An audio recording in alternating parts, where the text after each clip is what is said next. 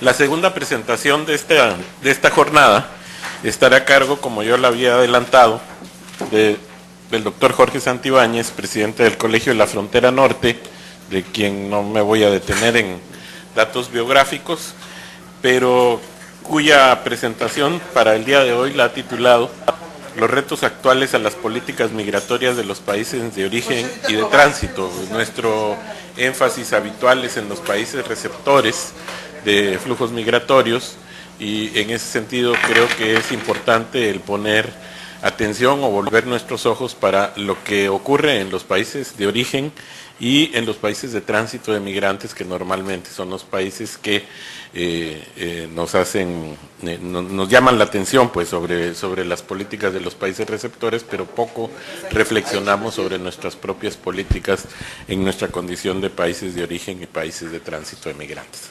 Bueno, Jorge. Muy bien, bueno, pues muchas gracias. Efectivamente, yo creo que el tema ha carecido de políticas, en una percepción amplia, digamos, de políticas emigratorias o políticas de tránsito. Creo que lo que muchos países tienen, se puede estar de acuerdo en sus características o no, pero lo que muchos países tienen son sobre todo políticas inmigratorias, pero no políticas emigratorias o políticas de tránsito. Y aquellos que tienen políticas emigratorias las tienen articuladas en función, o de tránsito, en función de las agendas de los países de destino y no de sus propios países. A mí me parece que se abre un espacio de oportunidad importante, trascendente, creo, a partir de un giro. Yo trato de captar un momento que creo debe de detonar y debe de obligar a un cambio de actitud, a un giro de los países de salida y los países de tránsito. Es decir, lo que creo que estamos esperando demasiado de las reformas migratorias de los países de llegada, cuando los países de salida y de tránsito, creo, tenemos la necesidad de asumir el reto de una reforma migratoria, nosotros, para ver el proceso de otra manera. A manera de algunos antecedentes, de manera muy rápida, creo que voy a focalizarme en dos regiones, que son lo que podría ser la región europea y la región de América del Norte, porque tienen características que son comparables, y ahorita vamos a ver cuáles de ellas son comparables. Otras no tienen nada que compararse, pero algunas cuestiones sí son comparables en esas dos regiones. Por supuesto, la mayoría de las cosas que voy a decir tienen, digamos, más sustento para el caso de Norteamérica, que es la región que conozco un poco más, pero no son totalmente ajenas de la región europea, africana, digamos, ¿no? En estos países, particularmente en la región de Norteamérica, creo que durante mucho tiempo el tema se caracterizó por una especie de tolerancia a omisión, es decir, del lado de los países de llegada, en particular de Estados Unidos, había una especie de tolerancia, ¿no? Los migrantes entraban y bueno, había realmente un discurso que no tenía nada que ver con la realidad. De todas maneras, los migrantes seguían entrando, seguían desempeñando actividades económicas de manera bastante visible, con una ley migratoria por un lado, pero que realmente no tenía mayor aplicación.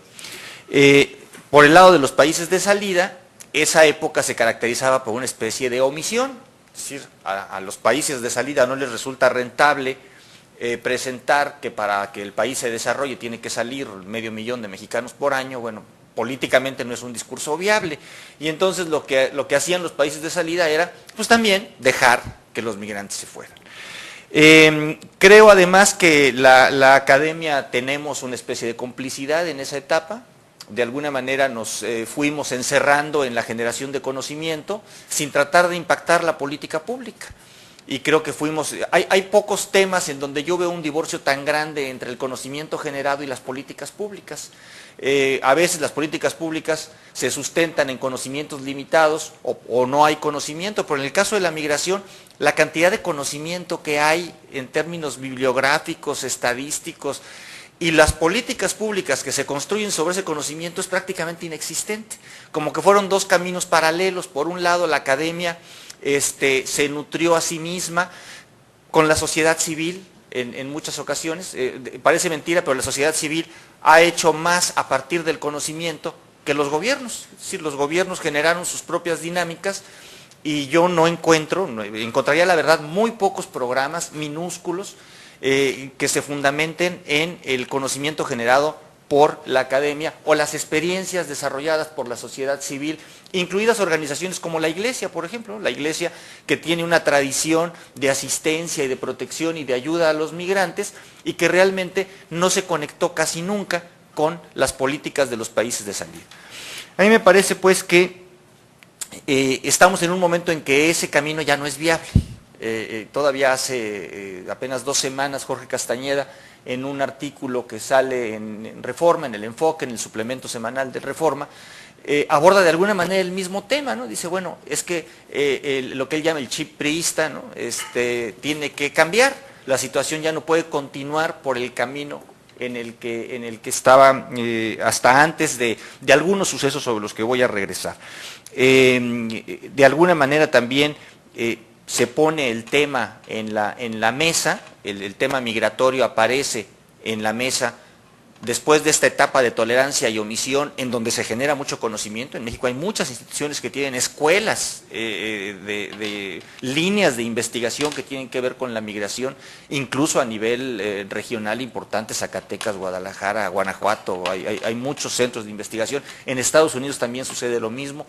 Por cierto, la queja es también de los académicos estadounidenses, es decir, los académicos estadounidenses dicen más o menos lo mismo. Incluso las disciplinas que tienen poco que ver con la ideología, digamos, como la estadística, ¿no? Es decir, ni siquiera las políticas de migración de Estados Unidos están construidas en función del Buró de Censos de Estados Unidos o de instrumentos tan valiosos como la encuesta continua de población o la American Community Survey, que los mismos académicos estadounidenses dicen, bueno, es que ni los datos toman en cuenta, ¿no? Es decir, como que la clase política va generando su propia dinámica, es así, muy con ideología, construyendo sus propios mitos, y lo que parecería ser la realidad, que es el conocimiento científico y eventualmente las estadísticas, no impactan esa política. O sea, esa especie de divorcio con la academia y con la sociedad civil no solamente se da en los países de salida, sino también en los países de llegada. El caso francés no está muy lejos de eso también, hay la cantidad de conocimiento que se genera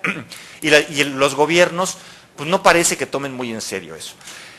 Viene una segunda etapa en donde los países de salida dejan esta responsabilidad en la voluntad de los países de llegada. Yo creo que es la crítica más severa que se le puede hacer a aquel proceso que en México se conoció como la enchilada completa. Descansaba totalmente en la voluntad estadounidense, asumía en el discurso algunos temas como la corresponsabilidad o la responsabilidad compartida, pero nunca se ha dicho bien a bien cuál era la parte que le tocaba a México en esa responsabilidad compartida. Lo más que se ha dicho son los escenarios de largo plazo a los que se recurre invariablemente, que bueno, que lo que hay que hacer es que hay que desarrollar el país para que entonces no se vayan y se queden. Pero tenemos 30 o 40 años con ese discurso y los flujos migratorios siguen creciendo. Entonces, no se puede pensar que la única ventana es el desarrollo, por supuesto que es la ventana, pero mientras llega ese desarrollo, el proceso se ha ido generando su propia lógica, su propio mercado, su propia dinámica, sin gobierno. Y a mí me parece pues que esa es una situación que no puede continuar por cuestiones numéricas, por cuestiones de seguridad. Sí creo que hay una especie de punto de quiebre en donde tenemos que pasar a una verdadera política migratoria de los países de salida y tránsito que no descanse totalmente en los países de llegada. Por supuesto que los países de llegada, es decir, tiene que ser binacional, la migración tiene que gestionarse, la misión internacional, internacionalmente, no puede ser a partir solamente de un país. La componente internacional de los países de llegada es fundamental, pero no puede ser la única. Es decir, es tanto como sacrificar la soberanía, es decir, si la solución o el abordaje de un problema que en el caso mexicano tiene que ver con, de manera directa, 2,5 millones de hogares, depende de la voluntad de otro país, yo tendría que cuestionarme si somos soberanos. Es decir, si para poder hacer algo en el tema dependo de lo que la voluntad del país de destino, pues al menos en ese tema no somos muy soberanos, que digamos. Y bueno, entramos pues a la parte que yo quiero de alguna manera compartir con ustedes, de lo que serían los retos de esa política y por qué es procedente esa política de los países de salida y tránsito. Bueno, primero, sí hay regiones claramente conformadas. Yo voy a tratar de apuntar algunas cuestiones de dos de ellas. La primera, lo que pudiera ser Norteamérica, en el mapa que ustedes están viendo, aparece el índice de desarrollo humano por país. Mientras más fuerte es, mientras más intenso es el color, quiere decir que el país tiene un índice de desarrollo humano mayor. En el documento asociado a la presentación viene cómo está construido ese índice. Es muy cuestionable y muy criticable probablemente el índice, pero permite comparar entre países, que realmente es la utilización que le estamos dando. Observen cómo hay dos zonas, digamos, en colores tenues o claros, que son, bueno, África, que es patético, ¿no? Las condiciones de subdesarrollo de África, y cómo el norte de África se convierte con un color menos tenue, digamos, más intenso, que sería una especie de zona de tránsito, y Europa, que se convierte en la zona de llegada. Y en el caso de América del Norte sucede muy lo mismo.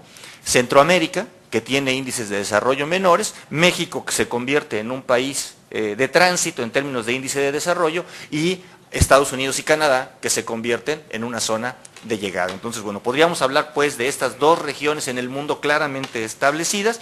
De hecho, estas dos regiones concentran, si pasamos al siguiente mapa, ahí se grafica la tasa de emigración por país de nacimiento, es decir, mientras más intenso, quiere decir que la tasa, no en términos numéricos, sino en términos de tasa, de salida de esos países es más intensa.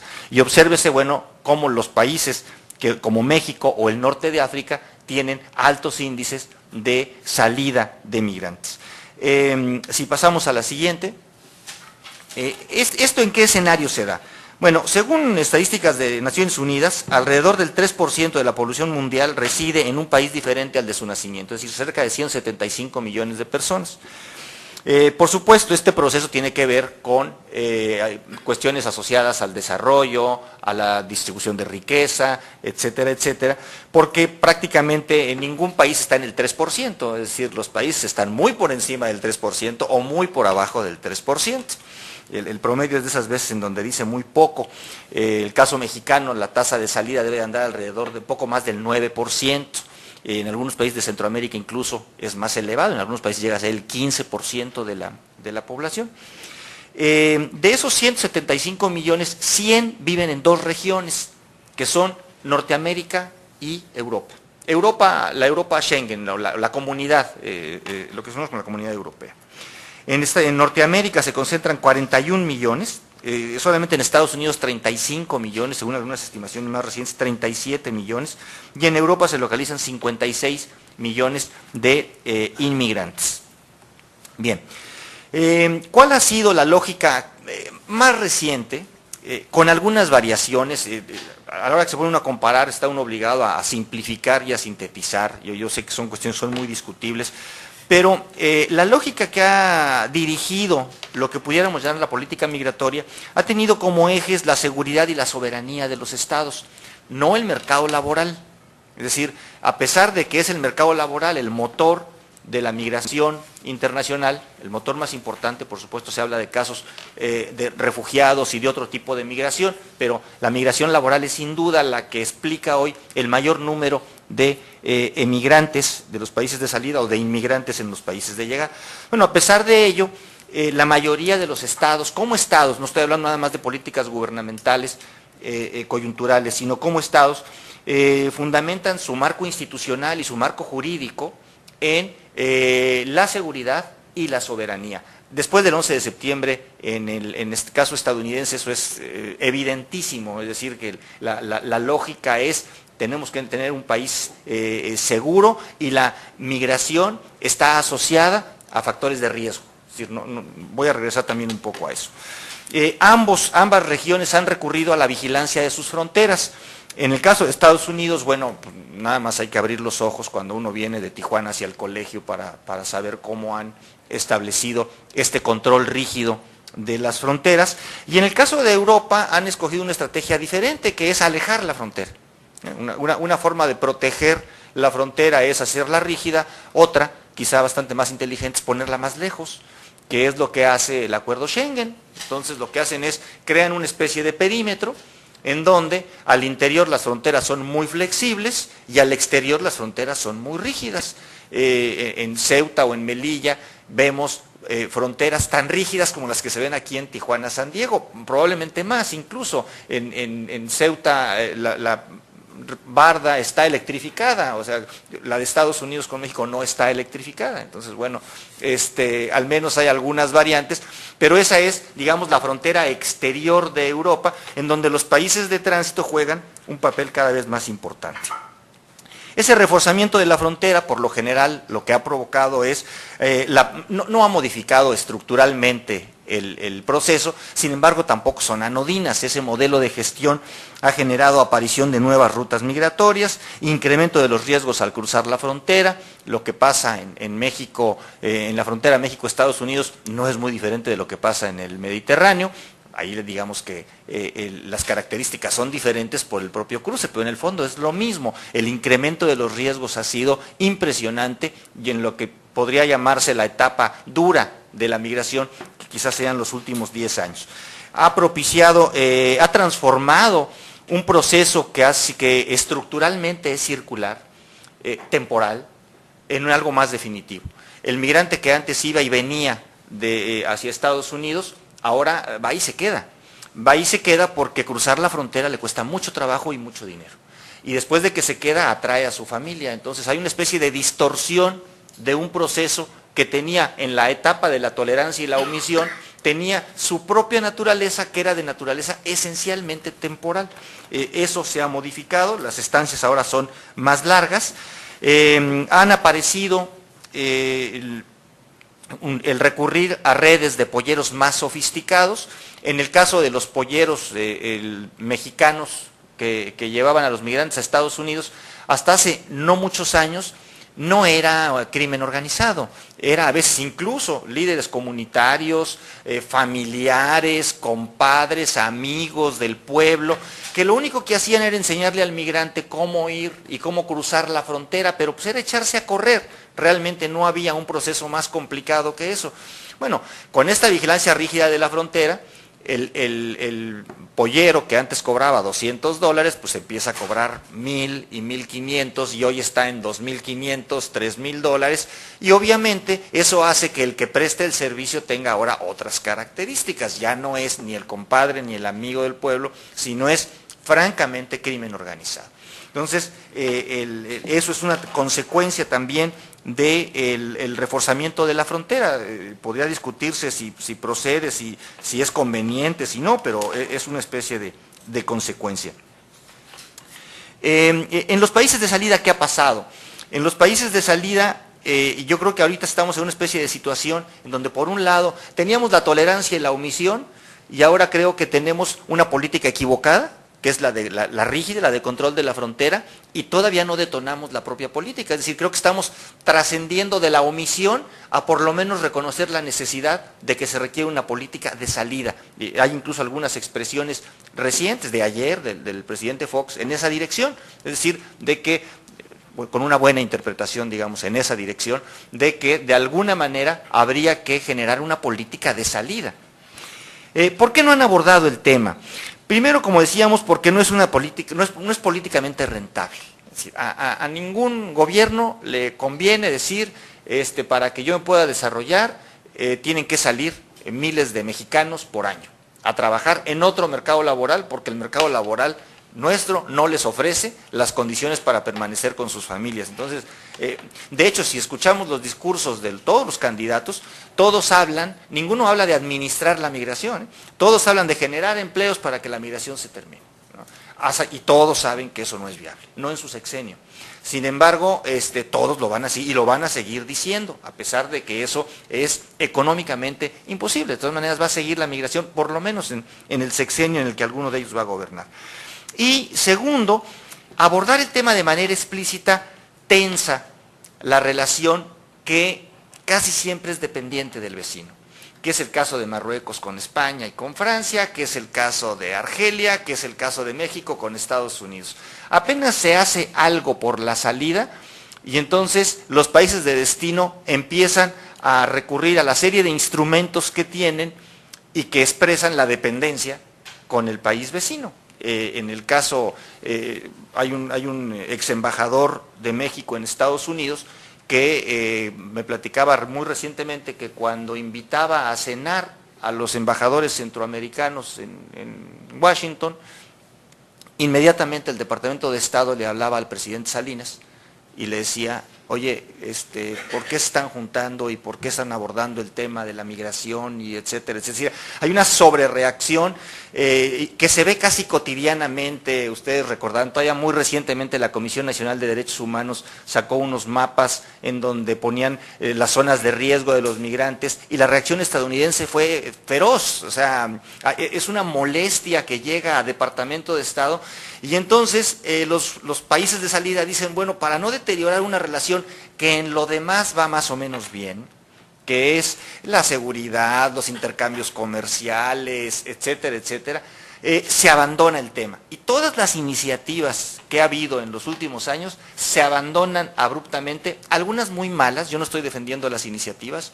En algún momento un gobernador en Baja California declaró una zona de exclusión por la que no podían transitar los migrantes para llegar a la frontera y cruzar de manera indocumentada, muy mal construida.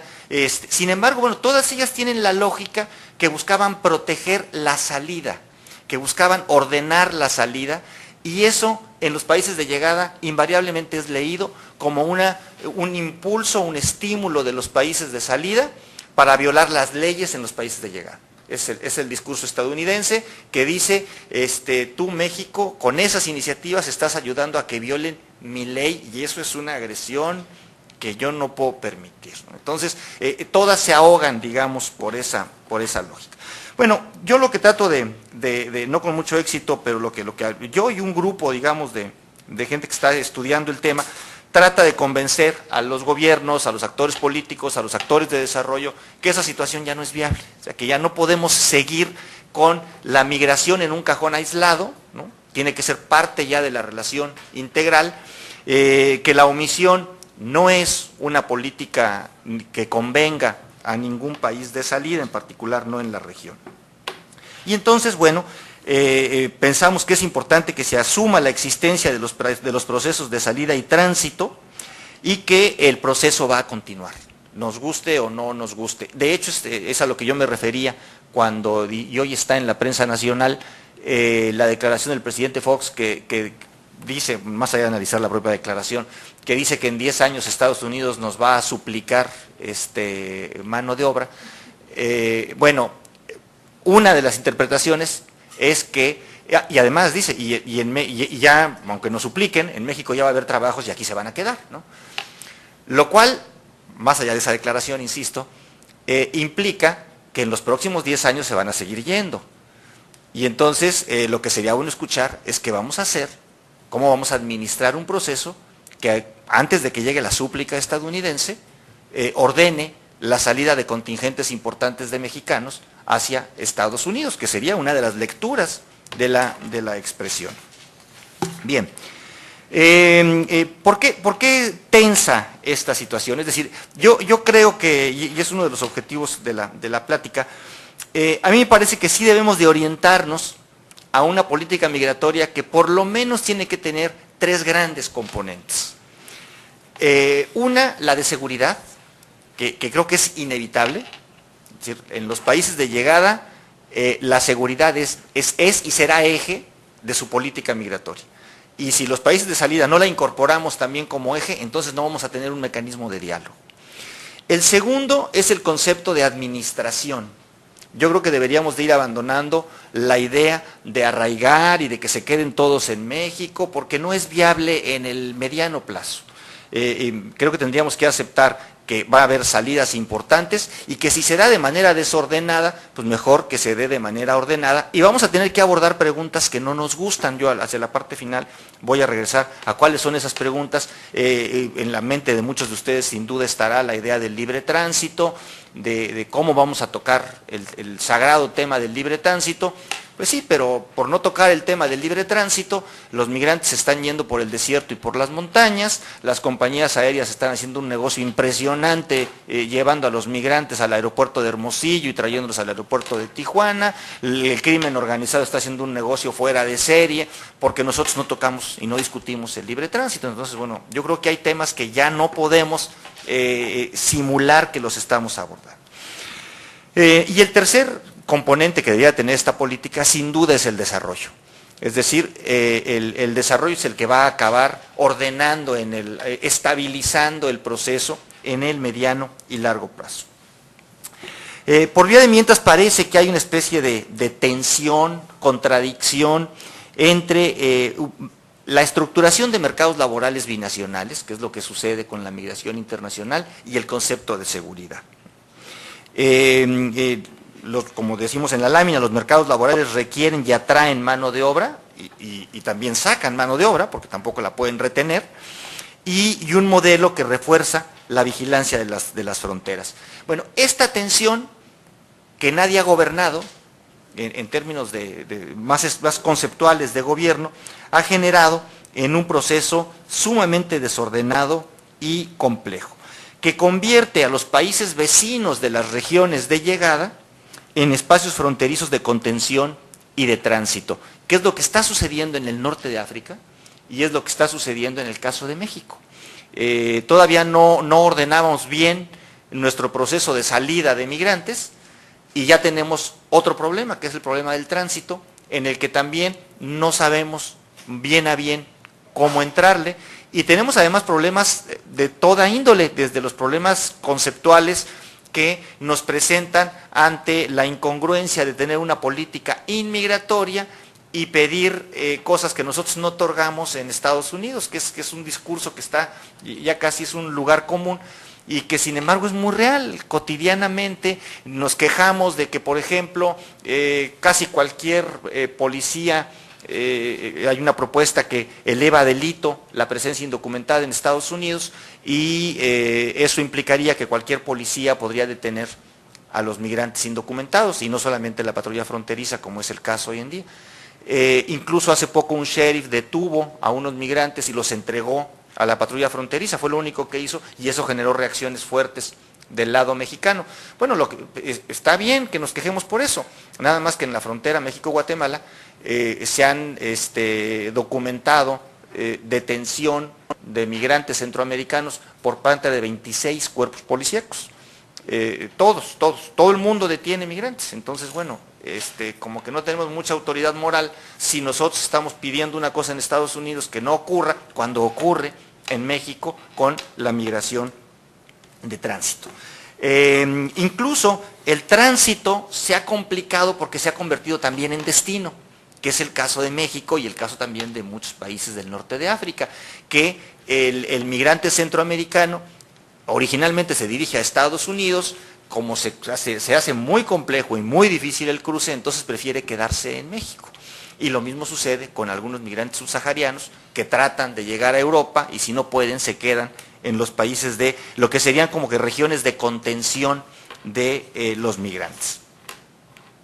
Bien, nuevamente, como mencionábamos, el tema de la migración en la mayoría de los casos ha sido abordado desde la visión de la inmigración y muy poco de la emigración y del tránsito. Y ahí hablo de los países de salida, de los de llegada. Si uno lee la legislación migratoria mexicana, está pensado en la inmigración, no está pensada en la emigración ni en el tránsito. Y creo que hemos heredado el modelo que los países de llegada han impuesto. De hecho, quien aborda el tema en el debate público, en el caso mexicano, es la Secretaría de Gobernación y la Secretaría de Relaciones Exteriores. ¿Y por qué no la Secretaría del Trabajo, si el tema es laboral? ¿O por qué no la Secretaría de Desarrollo Social, si el tema es de desarrollo, ¿no? Entonces hemos heredado el modelo finalmente impuesto por el de la soberanía y la seguridad, que son en donde entran la Secretaría de Relaciones Exteriores y la Secretaría de Gobernación. Este escenario, digamos, se ve todavía más marcado a partir del 11 de septiembre, porque entonces empieza a haber una asociación conceptual, por lo menos, entre el terrorismo y la migración. Y ese es un discurso que uno encuentra en Sarkozy en Francia, que uno encuentra en Aznar en España, que uno encontraba en su momento, e incluso en Zapatero, y que uno encuentra en el presidente Bush o en los funcionarios de alto nivel estadounidenses. No se piensa que el migrante laboral sea terrorista, no es ese el discurso. Lo que sí se piensa es que la migración y el terrorismo están asociados, porque por los mismos canales y caminos que entra un migrante indocumentado puede entrar un enemigo del Estado. Y entonces dicen, bueno, no es que el migrante sea terrorista, pero es que la migración conduce a los terroristas de la misma manera que porque la lógica es, si se quiere, muy primitiva, pero finalmente es la lógica que está gobernando y que es la que está estructurando políticas, de que, bueno, los males vienen de afuera, los países de llegada nunca aceptan que los males vengan de adentro, entonces dicen, bueno, los males vienen de afuera, y en consecuencia todo lo que viene de afuera puede ser malo, y puede constituirse en enemigo. Entonces, es un simplismo, pero que ese simplismo justifica que en algunas iniciativas, por ejemplo, se piense construir un muro de 1000 kilómetros, ¿no? Porque hay que detener a los enemigos, esa es la lógica, cuando ellos saben perfectamente que se requiere de la mano de obra migrante. Bien, a continuación algunas de las expresiones que fundamentan esto que acabo de decir. Por ejemplo, ¿no? Esta del flujo masivo de personas y bienes a través de nuestras fronteras ayuda al manejo de nuestra economía, pero puede también servir como conducto para el terrorismo, armas de destrucción masiva, inmigrantes ilegales, contrabando y otro tráfico ilegal de bienes. Esto es apenas después de los actos terroristas del 11 de septiembre, y bueno, los migrantes ilegales, como se dice en Estados Unidos, están en el mismo cajón que el terrorismo, las armas de destrucción masiva, el contrabando y otro tráfico ilegal de bienes, ¿no? Es decir, hay una asociación muy clara, todavía incluso de manera más reciente se alimenta esta idea de que la migración no nada más es insegura, sino que además le cuesta al contribuyente, ¿no? Todavía en 2005 apenas el presidente Bush decía, la inmigración ilegal pone presión en nuestras escuelas y hospitales, agota los recursos para la aplicación de la ley y servicios de emergencia.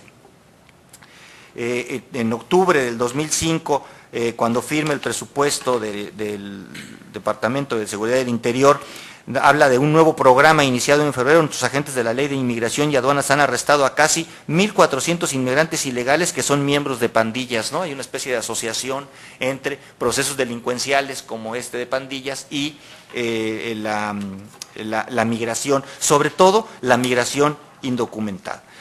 Y frases similares encuentra uno, insisto, en Francia, en España, en Italia, es decir, en casi cualquiera de esos países uno encuentra expresiones similares de funcionarios de altísimo nivel, de hecho de los responsables de la política migratoria. En esta lógica, ¿cuál sería un poco el esquema de colaboración institucional e internacional que se da?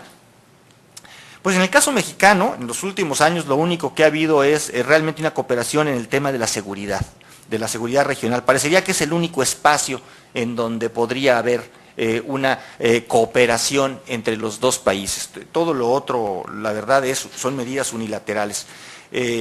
Ustedes recordarán, en marzo del 2002 se firmó un acuerdo en Monterrey de 22 puntos que, bueno, es muy claro, está dividido en 3 capítulos, habla de seguridad para la infraestructura, seguridad en el flujo de personas y seguridad en el flujo de bienes. Habría que ver cuáles de esas acciones se han implementado, son 22 puntos estructurados en una agenda de seguridad de Estados Unidos.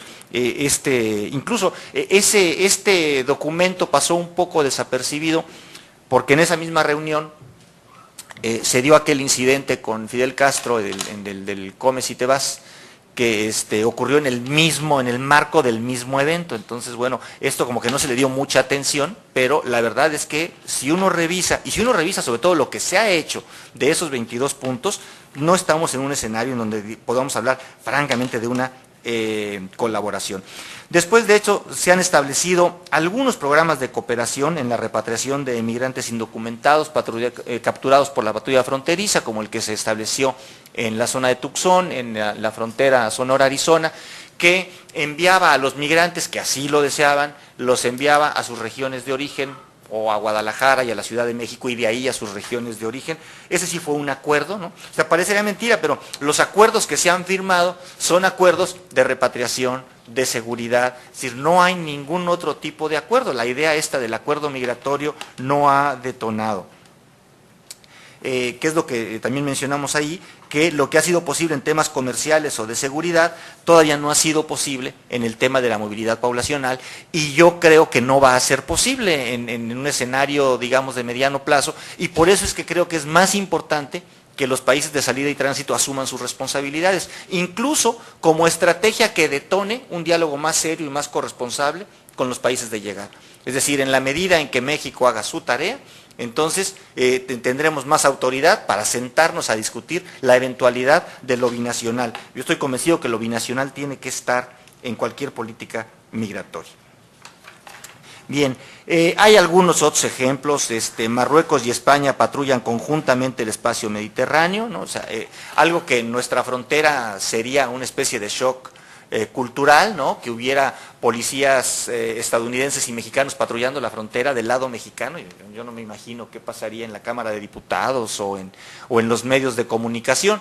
Sin embargo, allá andan juntos, la policía española y la policía marroquí andan juntos, deteniendo migrantes subsaharianos y regresándolos.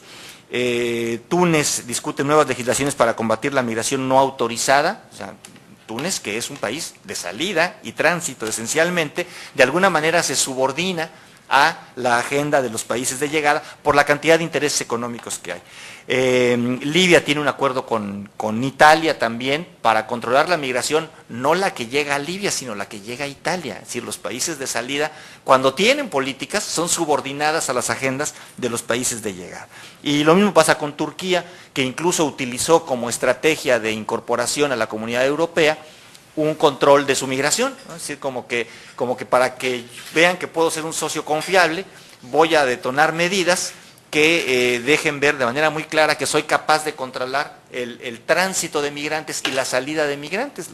Es así como que el extremo de la subordinación, diría yo. Parecería pues que los países de salida y tránsito se preocupan por el ingreso de inmigrantes a su territorio en función de las agendas de los países de llegada, y a veces con estructuras muy limitadas. Si aquellos que conozcan la frontera México-Guatemala, si Estados Unidos pretendiera que nosotros controláramos la frontera México-Guatemala como ellos controlan la frontera México-Estados Unidos, México necesita una infraestructura de la que no dispone, y sería muy cuestionable que recursos que podrían atender otros problemas en México se destinen a controlar la frontera México-Guatemala. Bueno, en los países del norte de África es lo que está ocurriendo, es decir, son países relativamente pobres, como México, y que están destinando recursos importantes, es una especie de inversión, a controlar su espacio fronterizo. Bien, en mi opinión esta tendencia elimina, por lo menos en el mediano plazo, la posibilidad de acuerdos binacionales en función de la migración. Podrá haber acuerdos binacionales para otros temas, para la migración yo no los veo, e incluso que los países de llegada construyan su política en función de temas como el de mercados laborales o el de desarrollo. Es decir, yo creo que no hay espacio para eso, y entonces creo que sería una muy mala estrategia descansar la estrategia de los países de salida, en el caso particular de México. La estrategia mexicana no puede descansar en un acuerdo binacional. De hecho, me parece de una imprecisión preocupante que la reforma migratoria que se está discutiendo en Estados Unidos actualmente se pretende presentar como una especie de acuerdo de programa de trabajadores temporales. En el caso en que llegue un programa de trabajadores temporales, no va a ser un acuerdo. Es un programa diseñado y establecido en Estados Unidos, pensado en los intereses de Estados Unidos. Eventualmente, después habría un acuerdo para la operación, pero no para el diseño del programa. Entonces, no hay nada que justifique el uso del término acuerdo. son reformas totalmente unilaterales. E incluso nada apunta a que los países de llegada incorporen el tema de los mercados laborales en la construcción de sus políticas. Entonces, o somos omisos y entonces dejamos que los países de llegada construyan sus políticas basadas en la seguridad, que no va a ser en otro tema, o los países de salida asumimos nuestras responsabilidades. Toda vez que no hay otras vías. Se elimina también la posibilidad de procesos amplios de regularización de inmigrantes indocumentados o de llegada de nuevos inmigrantes. Lo más que se ha dicho es la llegada de trabajadores temporales, es decir, cuando mucho una inmigración temporal, y no se ve que tampoco haya la voluntad para generar nuevos modelos de gestión de las fronteras que armonicen la seguridad con la movilidad poblacional. Por el contrario, yo creo que uno de los temas más preocupantes es que en Estados Unidos se está vendiendo como percepción la idea de que México no es capaz de controlar su frontera. Y por eso es que entonces tienen espacio, digamos, se encuentran tierra fértil algunas iniciativas como la de poner muros, porque lo que está en el fondo del escenario es que se percibe que México no controla su frontera y entonces Estados Unidos dice, bueno, pues la tengo que controlar yo, porque ellos no son capaces de controlarla. Y esa es una situación que es grave, porque la frontera, que era un espacio de desarrollo, se está convirtiendo en la percepción estadounidense en un espacio de conflicto. Y entonces otros procesos que tienen que ver con lo fronterizo sí están en riesgo. Por lo mismo creo yo que se justifica un cambio, y es como que la primera parte, ¿no? Es decir, la primera parte era una especie de llamado a decir, no podemos seguir por donde vamos, es importante cambiar, porque lo que está pasando en el entorno nos obliga a cambiar. No hacerlo sería tanto como someterse de manera irremediable a la lógica de seguridad de los países de llegada, renunciar a la armonización del proceso migratorio con el desarrollo del país, que es un tema pendiente fundamental, nada más hay que oír el tema de las remesas, el tema de los impactos regionales, para saber que o vinculamos la migración con el desarrollo del país o estamos realmente en un escenario que puede ser preocupante en el corto plazo. O bien, resignarse por falta de recursos a heredar la agenda de los países de llegada, ¿no? A heredar este modelo de seguridad y entonces, bueno, a poner ahora pues muros en la frontera México-Guatemala, como están en el norte de África, es decir, a asumir que entonces nos toca la seguridad regional. Como efecto indirecto o directo, creo yo, me parece que si los países de salida y tránsito asumen su responsabilidad como nación, yo ni siquiera hablo de un gobierno o de un partido, hablo de si los países de salida y tránsito asumen como Estado sus responsabilidades, me parece que eso va a llevar a la mesa de la discusión binacional a los países de llegada. El que México asuma de manera... No fletando un charter con embajadores o secretarios de relaciones centroamericanos a Washington para ir a una cena, o sea, a mí eso no me parece que sea la mejor estrategia. Yo creo que el papel de Centroamérica y de México puede ser un papel y una estrategia muy rentable, pero no en el corto plazo, no coyunturalmente, no como reacción, sino de alguna manera incorporar a la región. Yo creo que eso... No soy ingenuo, no nos da una capacidad de gestión frente a Estados Unidos, pero me parece que modifica la correlación, modifica los términos de la relación con el país de llegada. Y yo creo que una de las mejores pruebas es precisamente el proceso de la enchilada completa. Es decir, el que México llegue y haga un planteamiento, eso modifica incluso los términos de la discusión. ¿Cuáles son los temas que habría que abordar? ¿Qué pueden y deben hacer los países de salida y tránsito? ¿Cuáles son sus principales retos? Deben de resignarse a que los únicos espacios de colaboración se construyen en torno a la seguridad y convertirse en países frontera. ¿Cómo cambiar el eje de las políticas públicas que ha sido reacción u omisión por el de la acción? Debe insistirse en los acuerdos binacionales para ordenar el proceso migratorio. Me parece que todas estas preguntas que están en el futuro inmediato, al menos de México y del, insisto, los países del norte de África, creo que tendrían que tener espacios de respuesta. Hay algunos otros factores que también justificarían la creación de esta política de los países de salida y tránsito. Sin duda la dimensión, Los números, al final yo voy a llegar ahí a algunos números, los números ya obligan, no podemos ser omisos ante un proceso que impacta a tantos mexicanos. Las expresiones regionales y microrregionales que tienen el proceso migratorio, los procesos de integración e interacción económica y comercial, es decir, yo veo difícil que el tema migratorio en la relación México-Estados Unidos o incluso Norteamérica regrese al cajón aislado y exclusivo en el que se le mantuvo, por ejemplo, en procesos como el del Tratado de Libre Comercio, ¿no? El Tratado de Libre Comercio, como lo decía Alan, explícitamente decidió dejar fuera el tema migratorio. Yo no veo ahorita cómo un proceso de la región pueda hacer algo similar. Es decir, la migración ya forma parte de una relación integral y va a ser muy difícil llevarnos bien en todo lo demás y llevarnos mal en migración. Eso fue viable durante mucho tiempo y el TLC es la mejor expresión de eso. Es decir, podemos firmar un acuerdo que nos presenta como socios, amigos, etcétera, etcétera, en donde el tema migratorio no está. Bueno, me parece que ese escenario ya no es viable. La asociación que se incrementa en los países y regiones de llegada con riesgos a la seguridad nacional, que ese es un tema que ahí va a estar, yo creo que también hay que incorporarlo. Los riesgos crecientes y las violaciones a los derechos humanos que sufren los emigrantes, que también es un escenario en el que la comunidad internacional difícilmente podría mantenerse al margen.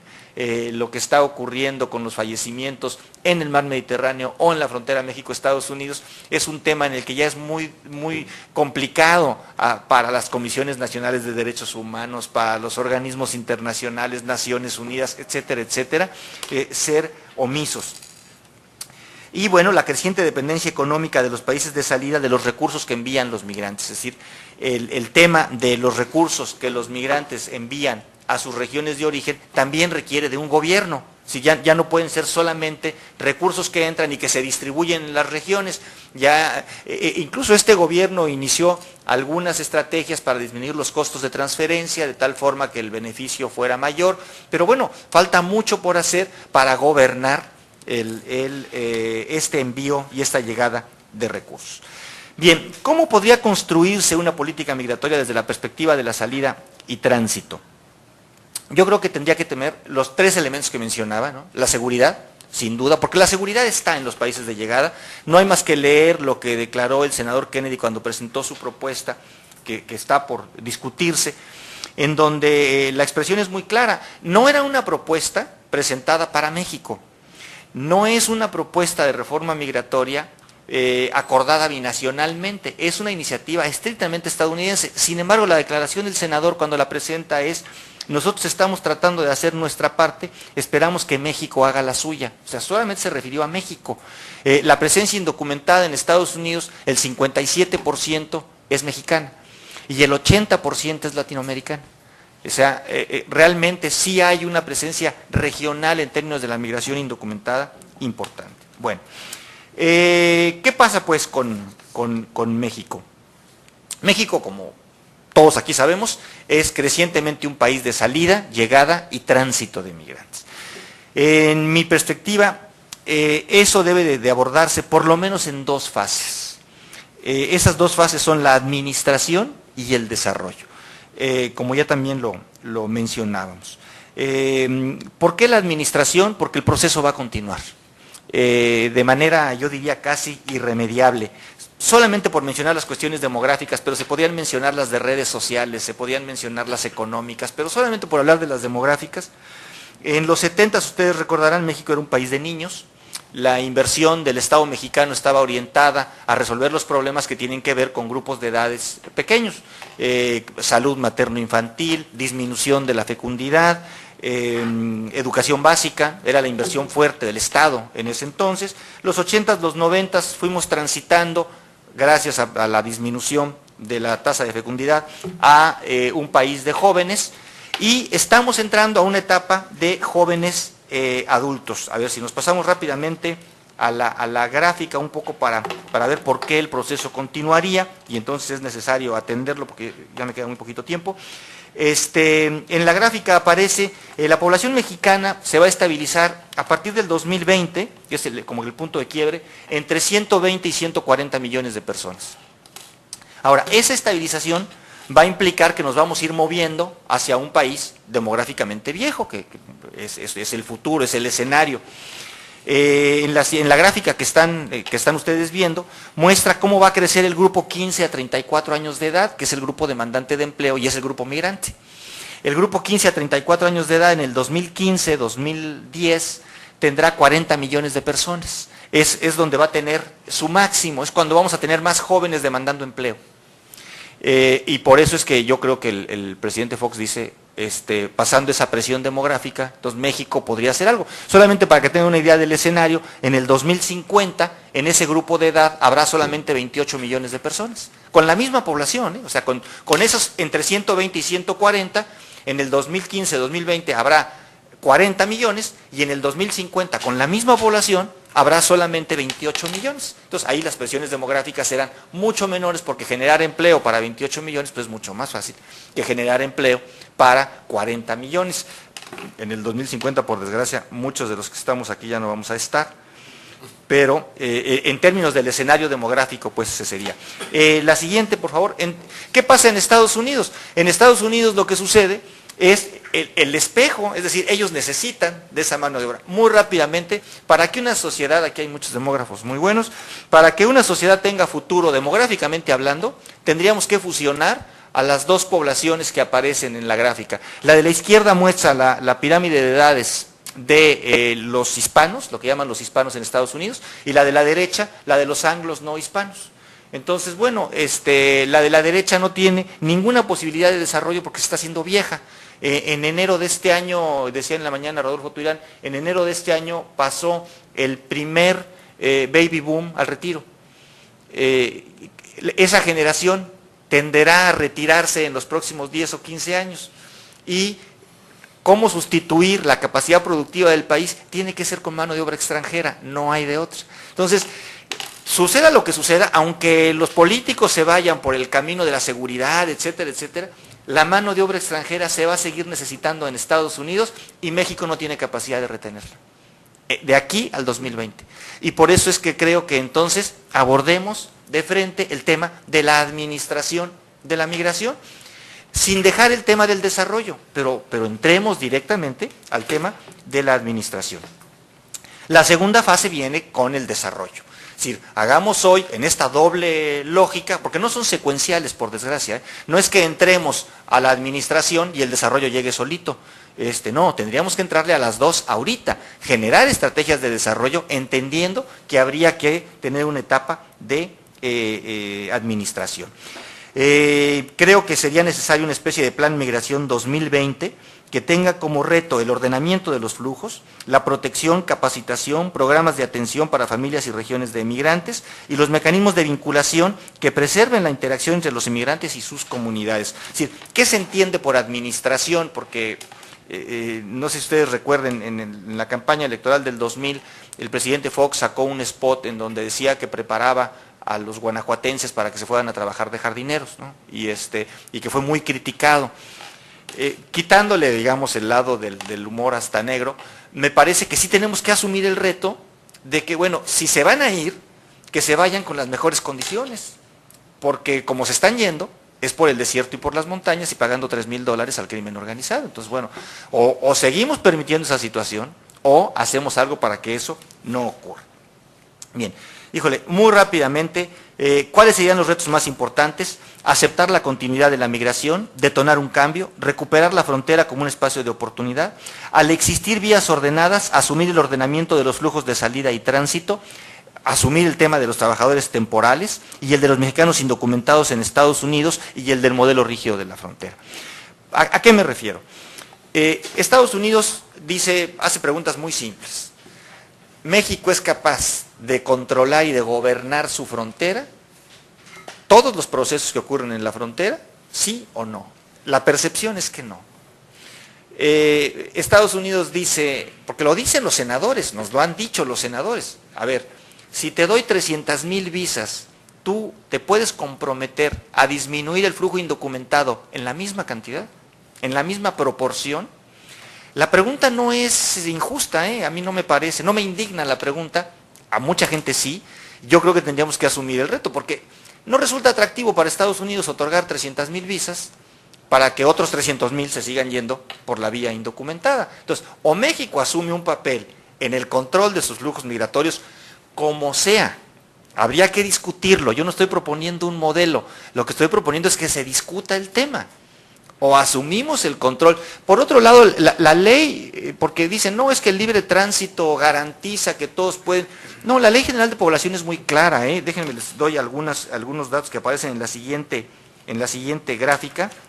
Si nos vamos a donde dice la legislación migratoria mexicana, solo reconoce el tránsito que ocurre por los puertos autorizados. Y el desierto y las montañas no son puertos autorizados, ni el río.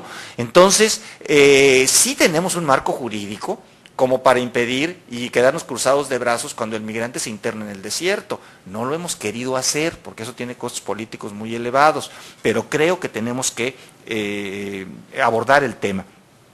Y hay muchas otras contradicciones de la Ley General de Población que tendríamos que revisar si realmente queremos asumir la política de salida. Y yo concluiría, perdón por quien me está ayudando con la presentación, hacia, como ejemplo, ahora sí que como perla. Hoy se está discutiendo un programa de trabajadores temporales.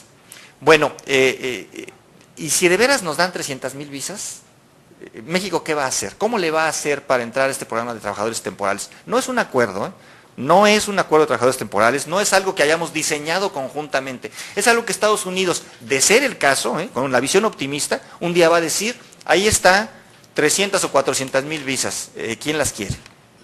Bueno, México está listo, nada más les voy a leer algunos párrafos de la Ley Federal del Trabajo. Dice, todo contrato de trabajo celebrado entre un mexicano y un empresario extranjero deberá ser legalizado por la autoridad municipal competente y visado por el cónsul de la nación a donde el trabajador tenga que ir, en el concepto de que además de cláusulas ordinarias, se especificará claramente los gastos de repatriación que quedan a cargo del empresario contratante. Las condiciones de trabajo se harán constar por escrito y contendrán para su validez las estipulaciones siguientes: gastos de transporte, repatriación, traslado desde el lugar de origen y alimentación del trabajador y de su familia en su caso, y todos los que se originen por el paso de las fronteras y cumplimiento de las disposiciones sobre migración o por cualquier otro concepto semejante, serán por cuenta exclusiva del patrón. Es decir, si uno revisa la Ley General de Población y la Ley Federal del Trabajo, están diseñadas con un marco teórico, en donde realmente son los extranjeros los que quieren contratar a los mexicanos y nosotros nos estamos poniendo nuestros moños para ver si nos contratan. El tema del trabajo temporal no es así. Entonces, y ahora sí ya casi, bueno, les doy otra parte de la Ley Federal del Trabajo que dice, de conformidad con lo que dispone el artículo que antecede y para los efectos del 537, a la Secretaría del Trabajo le corresponde, en materia de trabajadores, intervenir en coordinación con las respectivas unidades administrativas de las Secretarías de Gobernación, Patrimonio y Fomento Industrial, ni siquiera eso se ha corregido, de Comercio y de Relaciones Exteriores, en la contratación de los nacionales que vayan a prestar sus servicios en el extranjero. Pues eso se puede hacer con 10,000 trabajadores que van a Canadá. Eso es lo que hace la Secretaría del Trabajo. Pero con 300,000. ¿En qué regiones se va a distribuir las 300,000 visas? ¿Con qué criterios? Si el migrante está dispuesto a pagar $2,500 y $3,000 al pollero, ¿cuánto no pagará por una visa de trabajo temporal que lo va a llevar sin arriesgar la vida en el desierto? Entonces, ¿y cuál es el marco institucional que nosotros tenemos para dar respuesta a esto? Si nos vamos, perdón, hacia el final, en donde digo el ejemplo, ¿no? ¿Qué tendríamos que hacer? Nada más para que nos demos cuenta del tamaño de la tarea. ¿Qué tendríamos que hacer frente a un programa de trabajadores temporales? Bueno, primero tendríamos que revisar el marco legal vigente en materia laboral en México y en Estados Unidos, porque ellos van a llegar a ese mercado laboral. Segundo, tendríamos que definir la población objetivo conceptualmente y operativamente. En México todavía no hemos discutido si existe un programa de trabajo temporal, ¿quién es candidato a ese trabajo? O sea, ¿vamos a mandar a quién? ¿O vamos a propiciar la participación de quién? ¿De los desempleados? ¿O por el contrario, como hacen algunos países, de los más competitivos? Para que entonces el proceso beneficie más a sus regiones de origen. Eso ni siquiera está en el debate. Entonces, vamos a dimensionar una población objetivo, pero no tenemos una definición conceptual de población objetivo. Mandaríamos a los que son temporables en México o son inestables. La población objetivo de este programa de trabajo temporal tiene por lo menos dos componentes: los nuevos, que son los que están aquí, y los que ya están en Estados Unidos. México no se ha posicionado frente a los que ya están en Estados Unidos y lo que ellos esperan es una regularización a la larga. Porque el trabajo temporal que se está discutiendo en el Senado no contempla una regularización. Y nada más para que tengan una idea, de los 11.3 millones de indocumentados que viven en Estados Unidos, no todos mexicanos, 2/3 partes viven o con su familia o en hogares mixtos. Es decir, con hijos nacidos en Estados Unidos o con cónyuge nacida en Estados Unidos. Esas 2/3 partes de indocumentados van a salir a la superficie en un programa de trabajo temporal para que a los 3 años o a los 6 años los regresen y abandonen su proyecto de vida y su proyecto de familia, yo lo dudo. Es decir, yo creo que ahí necesitamos ver qué va a pasar con los que están en Estados Unidos. Y aparentemente de todo esto, los senadores que hacen las propuestas y los políticos en México no están muy conectados. Tendríamos que realizar una evaluación de la demanda de mano de obra mexicana por parte de empleadores estadounidenses. Eso está bastante documentado. Y tendríamos que resolver varias preguntas que son inherentes al proceso de implementación del programa. Por ejemplo, ¿cuál ha sido la experiencia del programa con Canadá y cuál es el potencial de generalización en el caso que nos ocupa? Porque todo el mundo pone como ejemplo el programa de Canadá, pero el programa de Canadá, comparado con lo que puede pasar en México, Estados Unidos, es casi piloto, o sea, son 10,000 trabajadores. ¿Cuáles han sido las experiencias de las visas H2? Que también hay toda una discusión. ¿Cuáles serían los mecanismos de distribución de permisos de trabajo temporal y en qué regiones? ¿Cuáles serían los mecanismos de reclutamiento y certificación de los participantes en el programa? ¿Qué autoridades participarían? ¿Qué otros actores y de qué niveles de gobierno? Es decir, ¿dónde está la estrategia para establecer acuerdos con los estados y los municipios para incorporarnos a este programa de trabajadores temporales que según el discurso oficial, sobre todo en México, llega pasado mañana? O sea, hay un desfase entre lo que decimos, bueno, ya viene el programa de trabajadores temporales, pero ¿qué estamos haciendo para responder o aprovechar ese programa de trabajadores temporales? ¿Cómo se operaría el traslado y el retorno? ¿Cuáles serían los mecanismos de vinculación con las regiones de origen que propicien, además de la vinculación misma, el retorno? Porque tendríamos que pensar en que van a regresar. Esto es un programa de trabajadores temporales. ¿Qué programas se desarrollarían para la asistencia de las familias de los emigrantes temporales? ¿Cómo se daría seguimiento al cumplimiento del programa, a las condiciones de trabajo? ¿Cuáles serían los mecanismos de reinserción en México después del retorno? Todas esas cuestiones tendríamos que discutirlas y yo no veo ni las instituciones, ni el marco jurídico, ni los espacios en donde todos esos temas se estén debatiendo. Y a mí me parece, pues, que esta película se va a seguir repitiendo, porque aún pensadas unilateralmente, las iniciativas de los países de llegada necesitan una contraparte en los países de salida. Pero esa contraparte tiene que ser mucho más responsable de lo que hasta ahora ha sido. Pues yo tenía por ahí más cosas, pero ya ahí lo dejaría. Bueno, gracias, Jorge. Vamos a pasar rápidamente, porque si vamos atrasados con respecto al tiempo, a preguntarle a las distintas salas sobre si tienen preguntas o comentarios, con la observación de que recordarles que por favor se presenten, segundo, ser breves en sus participaciones, y tercero, que por favor hagan todas las presentaciones en cada sala. No las haríamos una por una, porque por esa razón quedaron pendientes unas preguntas en una de las salas en la presentación anterior. En primer lugar, preguntaría en el Instituto de Investigaciones Sociales de la UNAM. Sí, tenemos un par de preguntas. Gracias. Bien, buenas tardes de nuevo. Mi nombre es Fernando Neira.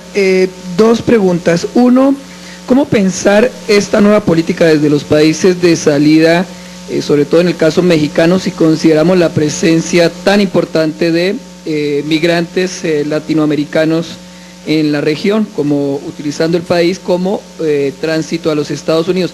¿Se podría pensar en lo que se trató de hacer hace unos días, en fijar acuerdos entre naciones para respaldar una propuesta más efectiva? ¿Qué papel jugaría México ahí, sobre todo en su relación con la frontera sur? Y por otra parte, ¿cómo pensar este problema jurídico que ya el doctor ha enfatizado mucho, pero a la luz de lo que es este problema con los intermediarios, los que son los polleros? ¿Cómo jurídicamente se está actuando no solo para hacer efectivo el control a estos actores que promueven la migración de manera ilegal y cómo se está pensando o cómo se podría pensar en materia jurídica el establecer nuevos mecanismos para que sea más efectiva esta ley de población que es existente en estos tiempos. Sería todo, gracias. ¿Hay otra pregunta ahí?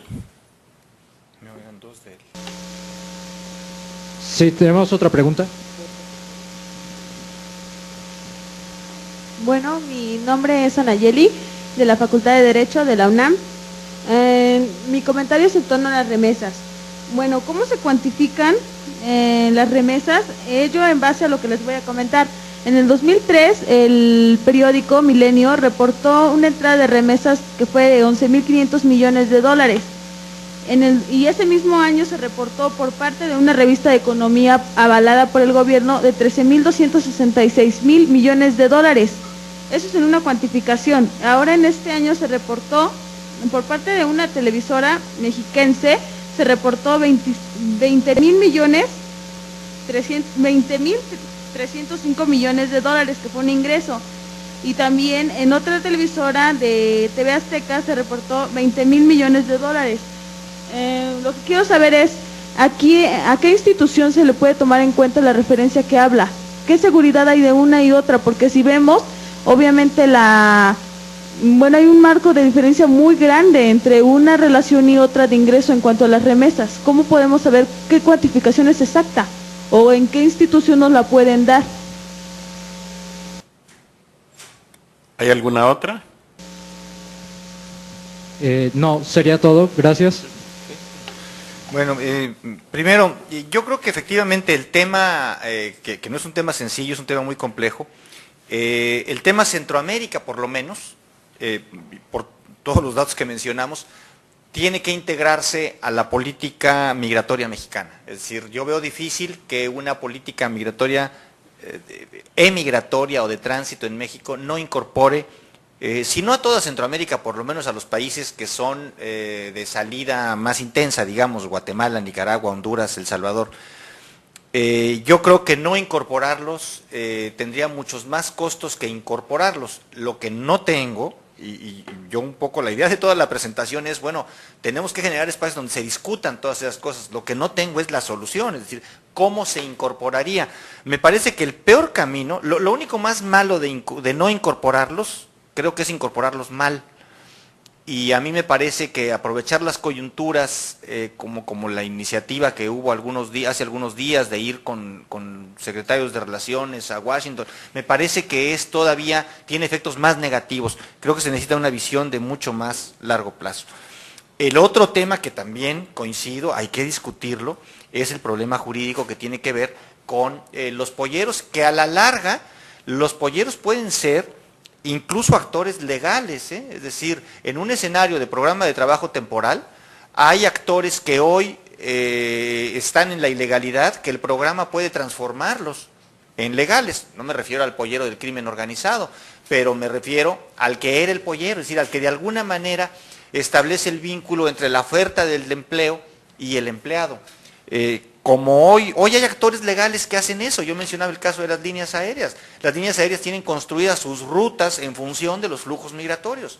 Y no hay más que, no tiene que ser especialista en migración, no hay más que subirse a un avión México-Hermosillo o Guadalajara-Hermosillo, para darse cuenta que está llena de migrantes, que además tienen una conexión con servicios de taxis del aeropuerto de Hermosillo que los llevan a las localidades cercanas a la frontera. En fin, ¿cómo ordenamos la intervención de todos estos actores que serían necesarios en el proceso y cómo lo hacemos dentro de un marco jurídico que recupere los principios fundamentales de un Estado, del Estado mexicano?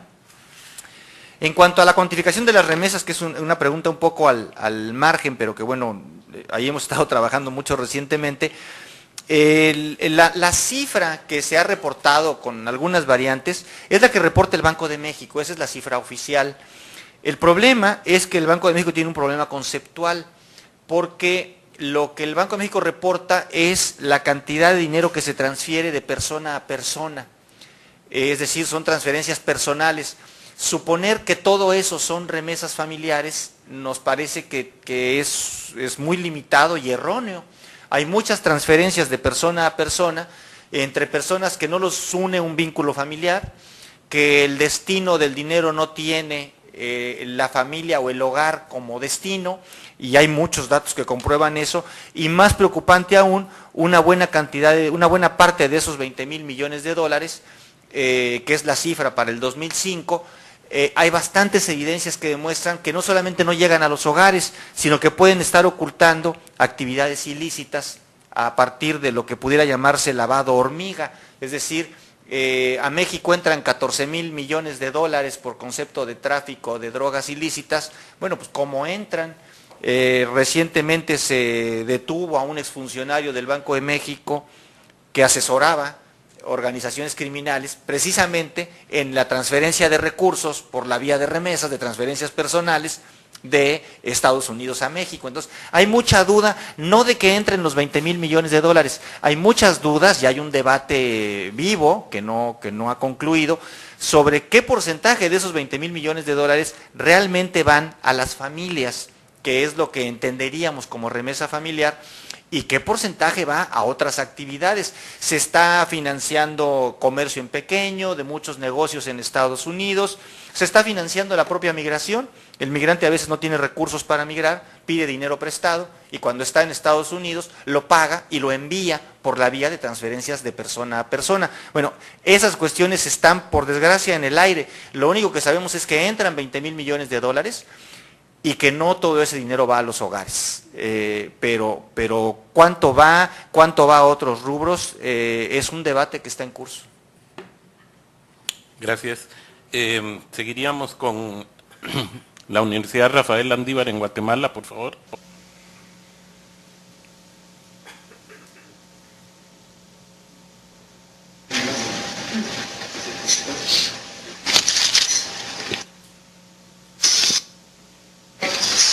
Guatemala tiene 3 tipos de preguntas. Unas se refieren a la preocupación principal que es como país de tránsito, una coherencia entre las políticas públicas que se pide de Guatemala y al mismo tiempo practicar esas políticas al interno sin violar de una manera tan grande los derechos humanos de los migrantes.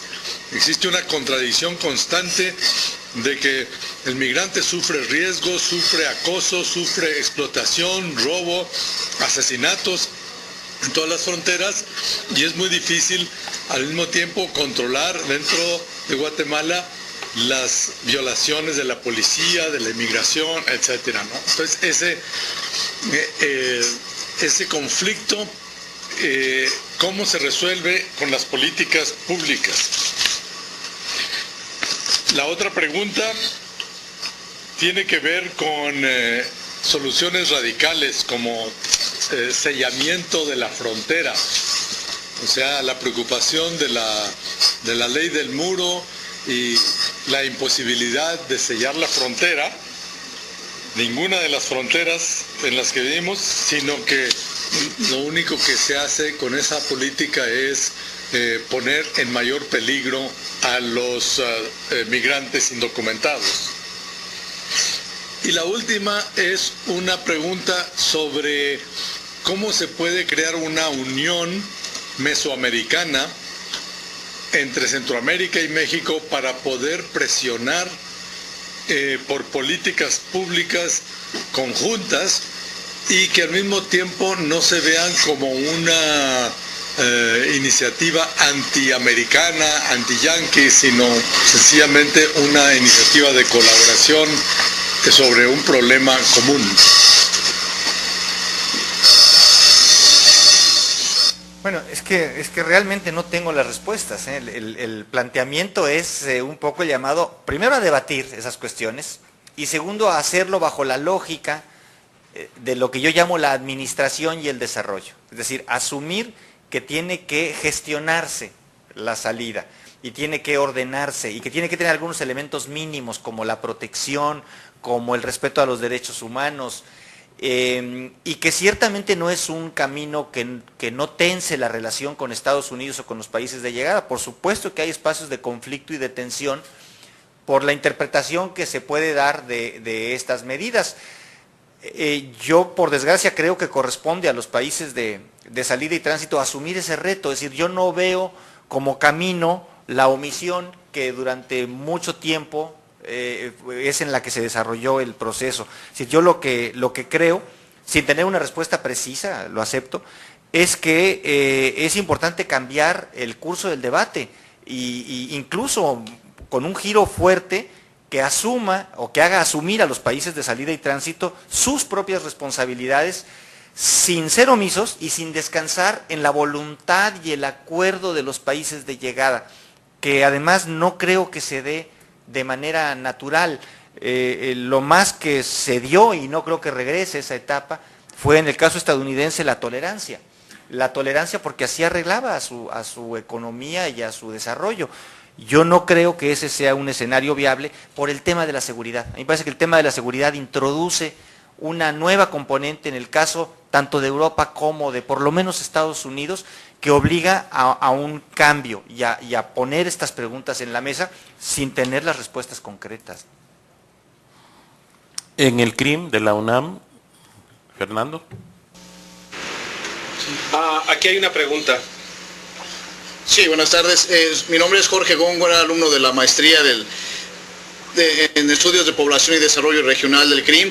Y la pregunta es para el doctor Santibáñez, ¿qué tan probable es que una agenda migratoria contemple el aprovechamiento de la alta proporción de la población en edades productivas, lo que llamamos el bono demográfico, generando empleos remunerados, que lo que implicaría pues disminuir la tendencia expulsora por parte de México y la condición de atracción de Estados Unidos, es decir, una reducción en la brecha salarial, que implica también reducir todas las asimetrías en sus estructuras productivas y ocupacionales. Ahora bien, sé que es difícil, pero que una agenda migratoria pueda contemplar estas relaciones a nivel macro.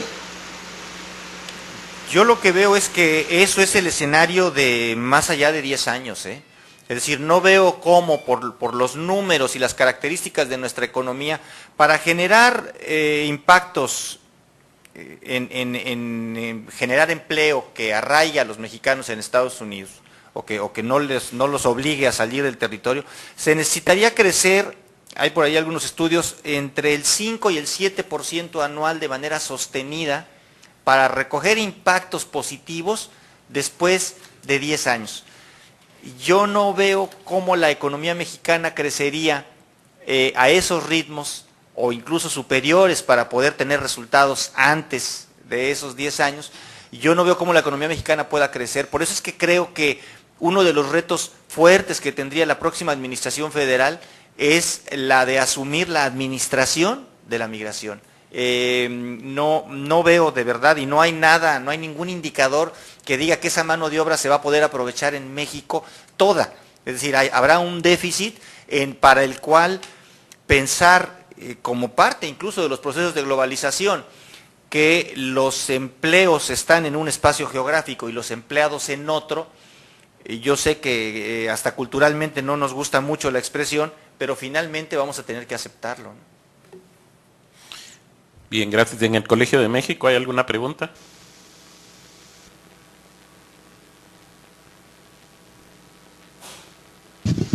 Sí, buenas.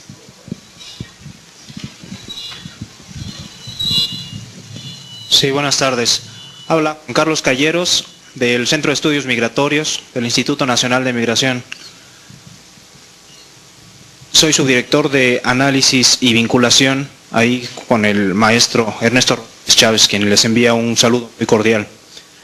La pregunta tiene que ver con una preocupación que me ha surgido en forma personal sobre el planteamiento que se hace de ejercer mayor responsabilidad por parte de los países emisores, en este caso México, para el control de los flujos migratorios.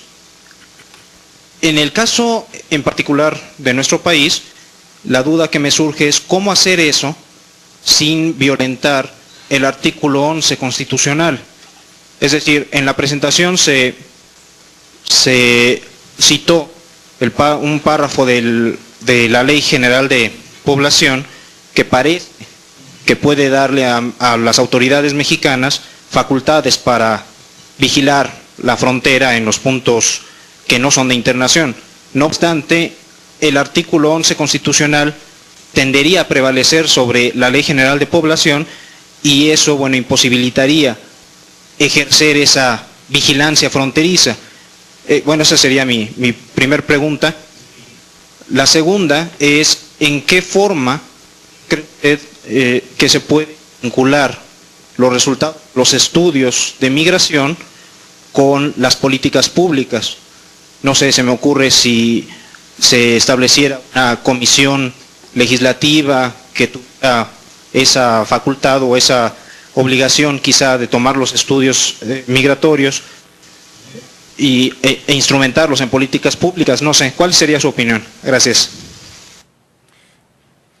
Bueno, con respecto al marco jurídico, es decir, a la Ley General de Población y esta aparente tensión que tendría con la Constitución, que yo digo aparente porque la Constitución no habla de la salida del país, y es ahí donde habría un espacio de intervención, al intentar salir del país, que la Ley General de Población ahí sí es clara. Sin embargo, yo creo que el problema no es tanto del marco jurídico, es decir, el problema es de la voluntad. Si realmente estamos dispuestos o no de siquiera discutir, porque el hecho es que cuando el tema se ha abordado por diferentes expresiones buenas o malas, genera una sobrereacción muy fuerte en el debate nacional y propicia que el tema invariablemente se archive. Es decir, no hemos todavía discutido cuál sería el concepto de administración de flujos, para después eventualmente generar el marco jurídico congruente con ese concepto. Yo creo que la discusión es todavía más primitiva. Y lo que creo que se da con el artículo 11 constitucional y con la Ley General de Población es que se utilizan como pretexto. Se utilizan como pretexto para justificar la inacción. En ese sentido es que creo que no es tanto el problema de marco jurídico, sino de voluntad, no nada más como gobierno, sino de voluntad como sociedad, como Estado, de abordar el tema del control de los flujos migratorios en la dimensión de la salida de estos flujos. Y en cuanto a la vinculación, yo creo que hay muchas iniciativas, es decir, Estados Unidos usa de repente la creación, cuando tiene un problema de esta naturaleza, buscan la creación de comisiones independientes. Se forma una comisión y esa comisión hace una propuesta de política. De hecho, así pasó con los propios actos terroristas del 11 de septiembre. Esa podría ser una figura. Sí, en México hay muchos elementos y muchas instituciones que podrían incorporarse a esta tarea de construir una política migratoria. El problema central para mí sigue siendo el de la voluntad política que genere consensos al interior. Hay muchos temas sobre los que habría que generar muchos consensos que hoy no tenemos, como este del control, vaya, como el de la misma salida de mexicanos. Todavía hay un discurso que apunta a que se queden a como dé lugar, ¿no? a que de ninguna manera salgan, no se acepta la salida más que como una consecuencia trágica o de un fracaso de un modelo de desarrollo económico, pero no como algo positivo, a pesar de todo el discurso que los presenta como héroes, etcétera, etcétera, en el ambiente y en el debate no está todavía esa percepción. Y por eso es que creo que la tarea no es sencilla, la tarea es ciertamente compleja, ¿no? Había otra pregunta ahí en el Colegio de México. Por favor, yo les había pedido que las hicieran consecutivas. Sí, buenas tardes. Soy Gonzalo Carrillo. Quiero felicitar a Jorge Santibáñez por la exposición tan clara y felicitar también a la Universidad de Guatemala por esa pregunta que hizo, cómo lograr una unión mesoamericana en torno al problema migratorio sin que esto parezca una agresión contra Estados Unidos. Me parece muy interesante la pregunta como un ideal para la exposición. Yo creo que el lograr esto no podemos esperar que surja de los gobiernos latinoamericanos porque, como bien dijo Jorge Santibáñez en su exposición, no es rentable políticamente y provoca tensión en la relación con Estados Unidos. Me parece que la solución debe surgir de las propias organizaciones de migrantes que hay en Estados Unidos y de la propia sociedad civil. para que así se pueda crear la presión social suficiente para que los países, los gobiernos latinoamericanos puedan entonces sí exigir o por lo menos adoptar una posición más sólida, más congruente y una posición que pase de la actitud reactiva a la actitud propositiva que estaba proponiendo el señor Santibáñez en su exposición. De hecho, por el tiempo que existe, no quisiera alargarme en esto, pero tengo un proyecto en este sentido precisamente, que a mí me gustaría poner a someter a la consideración de ustedes. Si fuera posible que me dieran el correo electrónico donde se los puedo enviar, me gustaría mandarlo a todos los que estén interesados, especialmente al señor Santibáñez y a la Universidad de Guatemala, y desde luego que me gustaría contar con su opinión sobre este proyecto, esta propuesta. Gracias. Gracias. No sé si Casa Colef todavía hay personas que quisieran hacer alguna pregunta o comentario.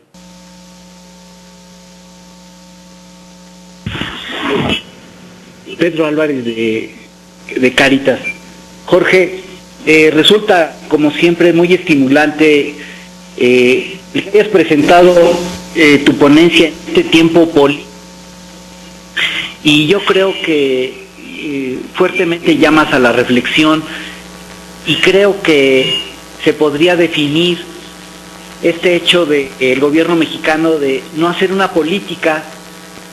Sí es hacer una política, ¿no?, que fácilmente se podría denominar bajo las siglas de SR, de simular, someterse, renunciar y resignarse, y que verdaderamente es un reto para la nueva administración y quien resulte electo a la presidencia para que retome estos conceptos.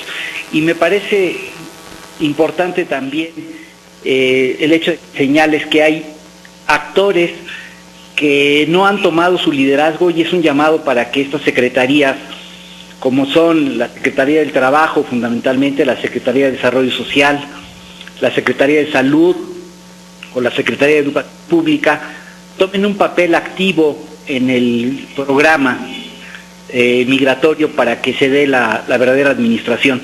Y solo en contraparte, lo mencionaste y lo acentuaste 2 o 3 veces en tu presentación, este papel de los polleros.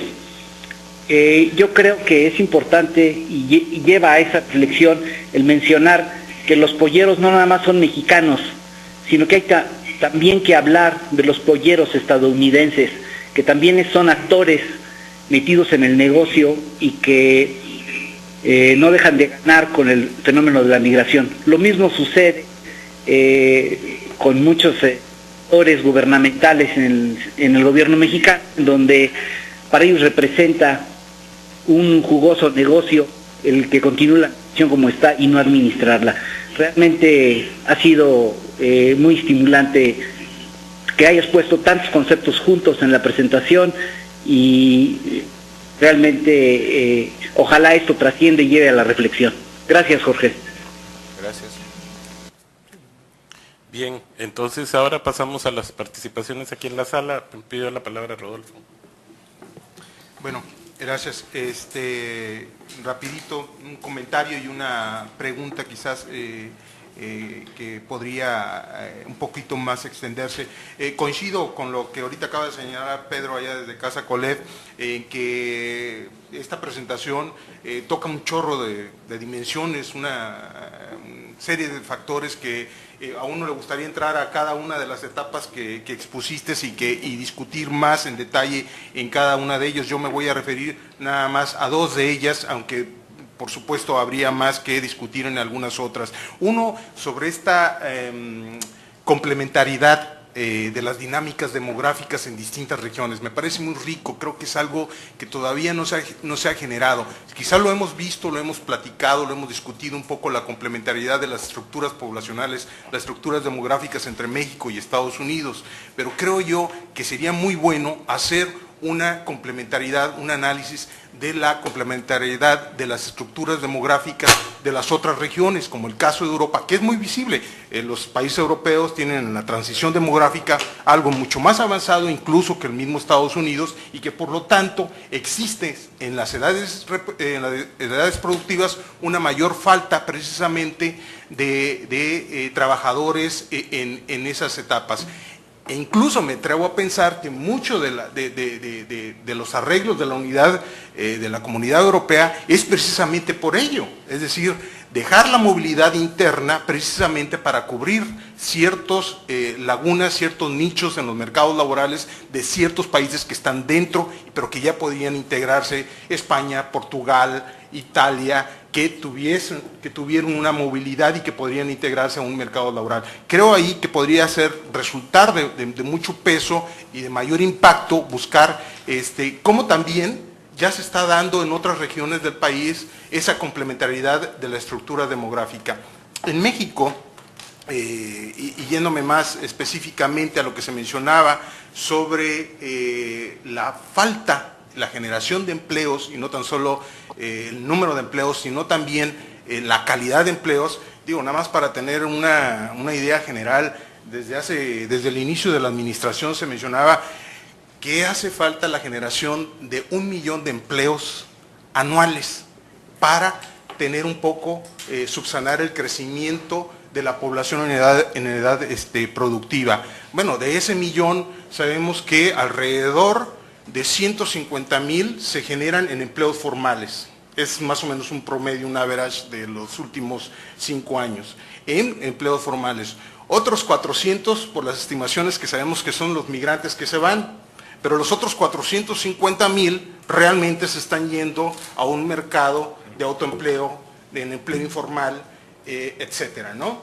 Un poco para ir pensando en qué tipo de soluciones o qué tipo de respuestas se podría decir, quiénes son aquellos trabajadores que podrían insertarse en un programa de trabajadores temporales, o por qué razón. Es decir, ahí está más o menos el millón de empleos que realmente le hace falta a una población creciente todavía hasta el 2020, y que bueno, que desafortunadamente mucho se ha hablado de esta ventana demográfica, bono demográfico, que México ya lo está dejando pasar y que se va a ir agudizando y que va a tener unas repercusiones mayores. En Estados Unidos sí se está discutiendo, tienen problema con su sistema de seguridad social. Sin embargo, lo que están discutiendo últimamente precisamente es cómo no hacer el retiro de esos baby boomers. ¿Por qué? Porque resulta que los baby boomers no se están queriendo retirar, no se están queriendo jubilar, no quieren vivir del sistema de seguridad social.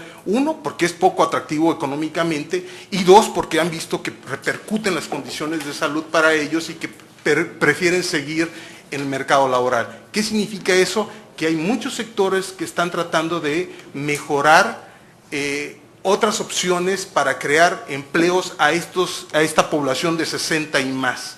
Buscar nuevos empleos en ciertos sectores y decir, por aquí se pueden quedar y se van a quedar. Sin embargo, no es el mismo nivel de productividad que tendrían para estas edades de los jóvenes.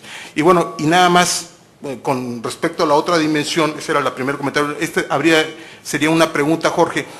En la exposición quedó, creo, bastante claro qué significa el ordenar o el administrar la migración, y con muchas variantes y con muchos cruces por ahí de las preguntas que nos ponías al final, y que son una cantidad enorme que habría que resolver, y yo creo que hay que avanzar de manera muy pronto, muy rápido. Pero, ¿cómo hacer armonizar ese ordenamiento o esa administración de la migración con el ordenamiento o administración de la frontera, que yo creo que es el lugar donde se siente de una manera mucho más tensa? Tan es así que en la agenda, en toda la agenda de Estados Unidos, el principal punto es cómo vigilar más esa frontera. Entonces, ¿cómo poder empezar también en ese ordenamiento? O sea, ¿qué significaría el ordenar o administrar la frontera México-Estados Unidos? Francis. Nada más un comentario y una pregunta. La primera es, el primer comentario sería sobre la cuestión de los últimos datos, ¿no? Del conteo del INEGI de población, ¿no? Donde encontramos pues, que en lugar de tener 106 millones, tenemos 103 millones y con un crecimiento anual de 1% apenas, ¿no? Entonces estamos llegando a niveles de crecimiento poblacional de países ricos, envejecidos, cuando somos un país pobre, ¿no? Entonces no creo que sea la mejor solución seguir mandando millones y millones de gente al extranjero. Pero yo sí quisiera cuestionar, ¿no?, la visión de que es por falta de trabajo que la gente se va, porque la gran mayoría de los migrantes tienen trabajo o tenían trabajo antes de irse. Se van porque los salarios son demasiado bajos y no pueden vivir con eso. Simplemente no se puede vivir con el salario mínimo en México, ni siquiera con 2 salarios mínimos, ¿no? Entonces, por eso se van, y no es por falta de trabajo. Hay miles y miles de comercios que proponen, que buscan, que tienen letrero, busco empleada, busco empleado, busco mesero, y no encuentran, ¿no? Simplemente porque los salarios son demasiado bajos, ¿no? Entonces, esa famosa convergencia salarial que nos prometieron con el TLC, puro cuento, ¿no? O sea, no es por ahí. No hay que buscar convergencia salarial, aumento salarial por medio del TLC. No va a llegar nunca, ¿no? A menos de que haya libre flujo de mano de obra. Las condiciones para mejorar los salarios en México se tienen que gestar aquí, y es una acción política de gobierno, ¿no? Jorge. Sí, yo a partir de su conferencia me llama la atención 2 cosas. Una es este diálogo o no diálogo entre la academia y el gobierno, ¿no? Yo creo que si en algún lugar debería haber una señal de ese tipo, sería en la presidencia de la República, porque hay totalmente una división, un divorcio entre el trabajo académico y toda la política gubernamental, ¿no? Y por otra parte, yo creo que en su presentación también nuevamente hubo una ausencia de la política cultural, ¿no? Porque los procesos migratorios están acompañados necesariamente de esos procesos culturales que a veces son muy fuertes. Por ejemplo, yo estudiando en Francia durante 5 años, me tocó vivir muy de cerca 2 casos de 2 estudiantes que regresaron totalmente, digamos, deschavetados, ¿no?, por la cuestión de la confrontación cultural. Entonces puedo imaginar los procesos que sufren los paisanos en Estados Unidos, ¿no? Y que creo que debería haber un espacio de discusión muy fuerte en el sentido de esos procesos culturales, que creo que no los hubo en su presentación. Maru. Gracias. Jorge, yo también tengo como una duda.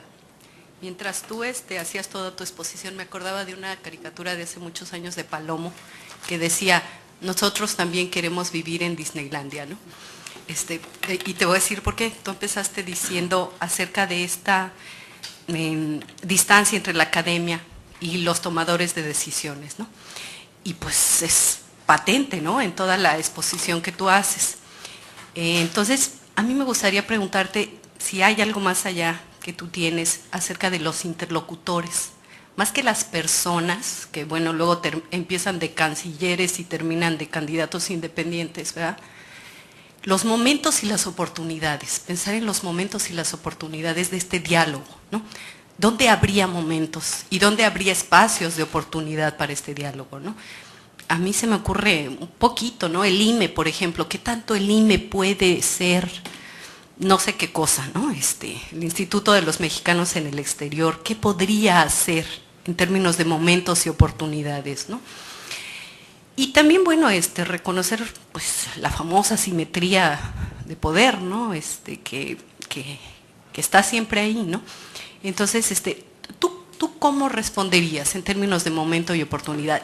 Ir más allá de todo esto que has desarrollado, que me parece extraordinario, ¿no? Y excelente. Laura.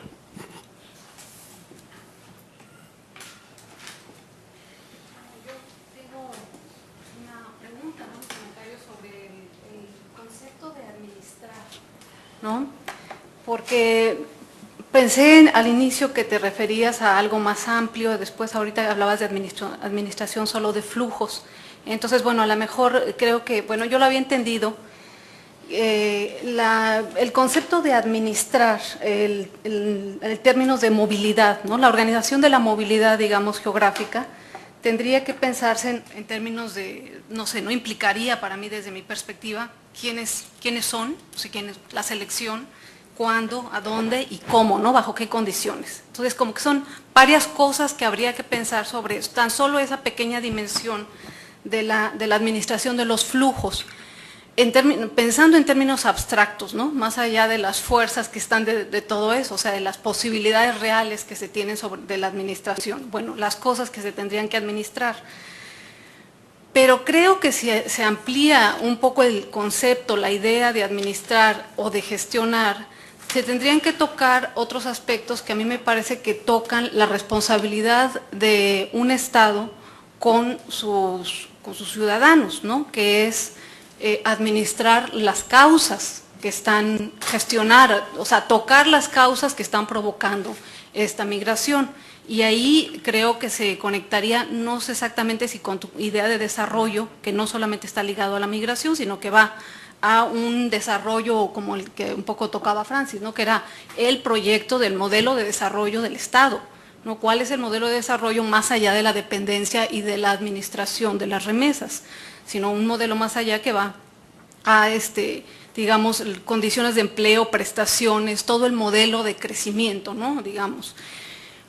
Pero también a la vez, o sea, se vuelve algo muy complejo, porque entonces está la administración de la movilidad, la administración de las causas, pero también está la gestión y la administración de los efectos, que tienen que ver mucho con toda la parte de qué causa la migración, ¿no? Cómo manejar todas esas inversiones o todas esas, digamos, remesas específicas que van dirigidas sobre todo digamos, a las economías familiares, las dinámicas familiares que crea la migración y que finalmente se tienen que atender, ¿no? En México, los procesos de integración social y cultural que provoca la migración, un poco lo que tocaba el compañero, ¿no? O sea, ¿qué sucede con todos estos migrantes retornados, con todos estos vínculos transterritoriales que crean nuevas formas culturales? Entonces se va ampliando hacia la necesidad de políticas transversales, ¿no? Políticas que ya no solamente están directamente ligadas con la parte de la administración de la movilidad territorial, sino tienen que ver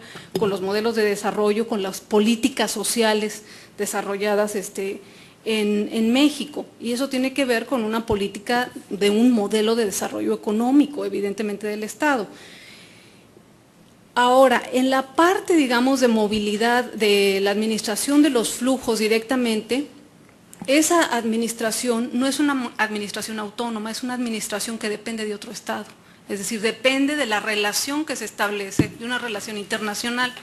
Y ahí a mí me llamaba la atención la propuesta que tú dejabas ahí ver, no sé si la entendí bien, sobre la coordinación de países de salida y países de tránsito, porque evidentemente es una relación política entre estados, la posibilidad de negociar los términos de la movilidad. Digo, no tenemos muchas posibilidades más. Y en eso, digamos, la posibilidad de establecer coordinaciones o digamos, contrapesos políticos, ¿no? A nivel regional, pues son fundamentales para poder negociar, digamos, intervenir en ese control de flujos.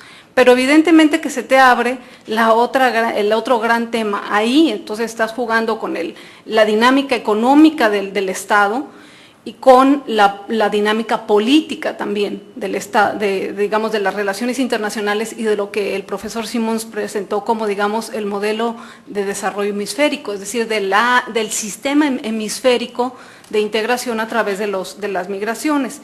Entonces ahí está de nuevo el tema de las fronteras estatales, ¿no? Y el control de esas fronteras estatales y la posibilidad de integrar regiones, ¿no? Regiones, digamos, aliadas en términos de posicionamientos en torno al tema migratorio, que me parecería fundamental. Pero yo no sé si mis dudas van hacia dónde va el concepto de administración que estás planteando y si esto tendría su dimensión política, digamos, que tendría que considerar con estas alianzas, más allá de los consensos internos, por supuesto, ¿no? Al interior de México, también las alianzas a nivel, digamos, regionales, ¿no? Que son fundamentales para poder hacer negociaciones también más beneficiosas para los países de origen y de paso. Bueno, debí de haber aclarado que así como Alan, ¿no? Que no tanto que es una presentación preliminar, sino que es una presentación de preguntas. O sea, ahora sí que son preguntas que de hecho es una especie de invitación. Bueno, creo que hay que abordar esas preguntas. Incluso la parte a la que me refería yo no voy a contestar puntualmente, sino un poco el grupo de preguntas y de comentarios que agradezco. Los comentarios que hacía yo sobre la academia es realmente de pasada, ¿no? No me parece el eje, ¿no? Y creo que efectivamente sucede en otros terrenos en donde creo también que a lo mejor por la rapidez de la presentación se fue un poco severo. Hay algunas, lo que llaman los americanos good practices, ¿no? O sea, hay por ahí algunas experiencias de vinculación entre el conocimiento y la política pública en el tema migratorio. Los Beta, el Paisano, que de alguna manera se fundamentaron, el grupo de Migración y Desarrollo de México-Guatemala, es decir, hay algunas iniciativas, tampoco es. Sin embargo, si uno lo analiza en términos de la proporción y el impacto de esas iniciativas y la dimensión del fenómeno, hombre, el Paisano y los Beta, pues es ridículo para los millones de hogares y de personas involucradas. Entonces, yo aclarando que sobre todo yo trataba de poner preguntas en la mesa, empezando por la más importante para mí y la central, ¿no? Siquiera procede el concepto de política emigratoria.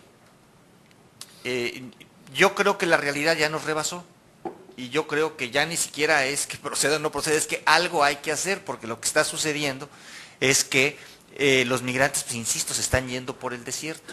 Y yo creo que sí debe de generar una especie de frustración que el conocimiento que se genera sobre un tema no impacte las políticas públicas, ¿no? Como alguna vez presentando a Claudia Smith decía yo que tenía 20 años peleándose para que no se murieran migrantes en la frontera, y cuando ella tomó la palabra dijo 20 años de frustración porque no he podido evitar la muerte de un solo migrante, ¿no? Entonces, es como decir, tengo 20 años tirados, porque el objetivo único no lo he logrado ni en un caso.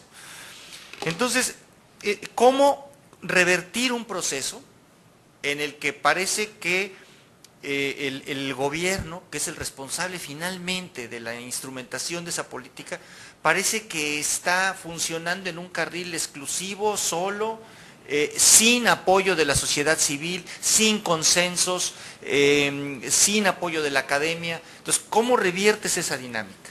Es quizá el planteamiento general que a lo mejor debía haber hecho al principio. Es decir, por supuesto no tengo soluciones, por supuesto que no tengo soluciones, sino cómo ponemos los temas en la mesa y cómo empezamos a abordarlos. Porque yo creo que de manera también autocrítica, la academia ha ido construyendo sus objetos de estudio sin necesariamente pensar ni en la población objetivo a veces, ni en los actores públicos o en los actores de desarrollo, ¿no? Como se construyen muchos de los objetos científicos, ¿no? A veces hasta por cuestiones personales o experiencias y trayectorias individuales, uno va construyendo sus temas de estudio. Bueno, a mí me parece que ahí también hay que dar un giro.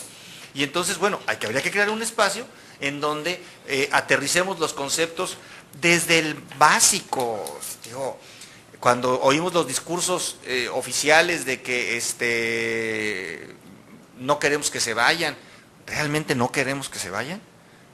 Yo creo que ahí tendríamos que cuestionarnos, porque hay muchos indicadores que hablan que la salida es inevitable, al menos en un periodo de tiempo. Y coincido plenamente en que no es una cuestión solamente de generación de empleos, hay muchas otras dimensiones, incluso dentro del mismo tema empleo, ¿no? No nada más es el salario, es la calidad del empleo. Son las condiciones de trabajo, el futuro, las pensiones, en fin. Hay atractivos que México no está ofreciendo, solamente en el término del empleo, pero en términos culturales, de redes sociales y familiares. O sea, el tema tiene muchísimas ramificaciones que creo sería muy incompleto decir se trata solamente de generar empleos.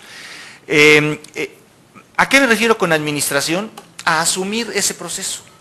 Es decir, es un proceso inevitable. Se le puede matizar, se puede decir que hay condiciones que propician, que facilitan la salida de mexicanos. Yo creo que sin temor a las palabras es inevitable en los próximos 15 años. Yo de verdad, después de ver todas las cifras, no veo cómo podamos evitarlo. Entonces, si es inevitable, creo que tenemos que preguntarnos cómo administrarlo. Y evidentemente habría que aterrizar, pero no es la administración de flujos, es la administración de todo lo demás. Por eso es que yo al final, nomás que no tuve tiempo de desarrollarlo, agarré el tema, trabajo temporal, que es un tema chiquito de todo el menú que habría en el tema migratorio. Bueno, vamos a suponer que hay trabajo temporal. Entonces, ¿cuáles son los mecanismos de vinculación? Es donde entraría la identidad cultural, ¿no? Es decir, ¿cómo vamos a generar mecanismos que además de la vinculación generen el retorno? Porque tienen que regresar, porque si se van a ir 3 años o 6 años para luego no regresar a la nada, no se van a regresar. Lo que van a hacer es echarse un clavado en la clandestinidad, que quién sabe cuál vaya a ser esa clandestinidad dentro de 6 años, que es lo que sucede con todas las experiencias. De hecho, el rechazo al tema de trabajo temporal en Estados Unidos es ese, que lo que va a pasar es que después del permiso temporal, si no se les regulariza, se van a echar un clavado en la clandestinidad en condiciones peores a las actuales. ¿Cómo se va a atender a las familias del emigrante? Porque hoy son los que más pagan servicios médicos privados, no tienen mucho acceso a servicios educativos, es decir, la migración les reconforma su dinámica familiar, como bien dices, y el Estado no asume esa responsabilidad. Es decir, el Estado deja que sea el propio mercado y pues necesitas para el médico pues que te mande el migrante, ¿no? Pues finalmente se fue, bueno, pues que te mande dinero para que tú puedas atender a tus hijos, ¿no? La salud de tus hijos. Entonces, por administrar me refiero a generar, empezar por aceptarlo, por tener alguna base conceptual de que si queremos que se vayan, si de veras es inevitable, e ir generando las políticas que incluyen muchísimos temas.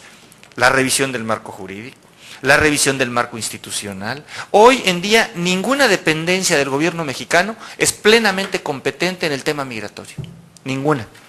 Si uno va a lo que constituye lo que le da razón, digamos, al Instituto Nacional de Migración, uno no se encuentra que tengan competencias plenas frente al proceso de salida. Tienen competencias plenas frente al proceso de llegada, pero no de salida. Algunas cosas. De hecho, si uno va, por ejemplo, a los grupos beta, son ilegales en términos del marco jurídico vigente.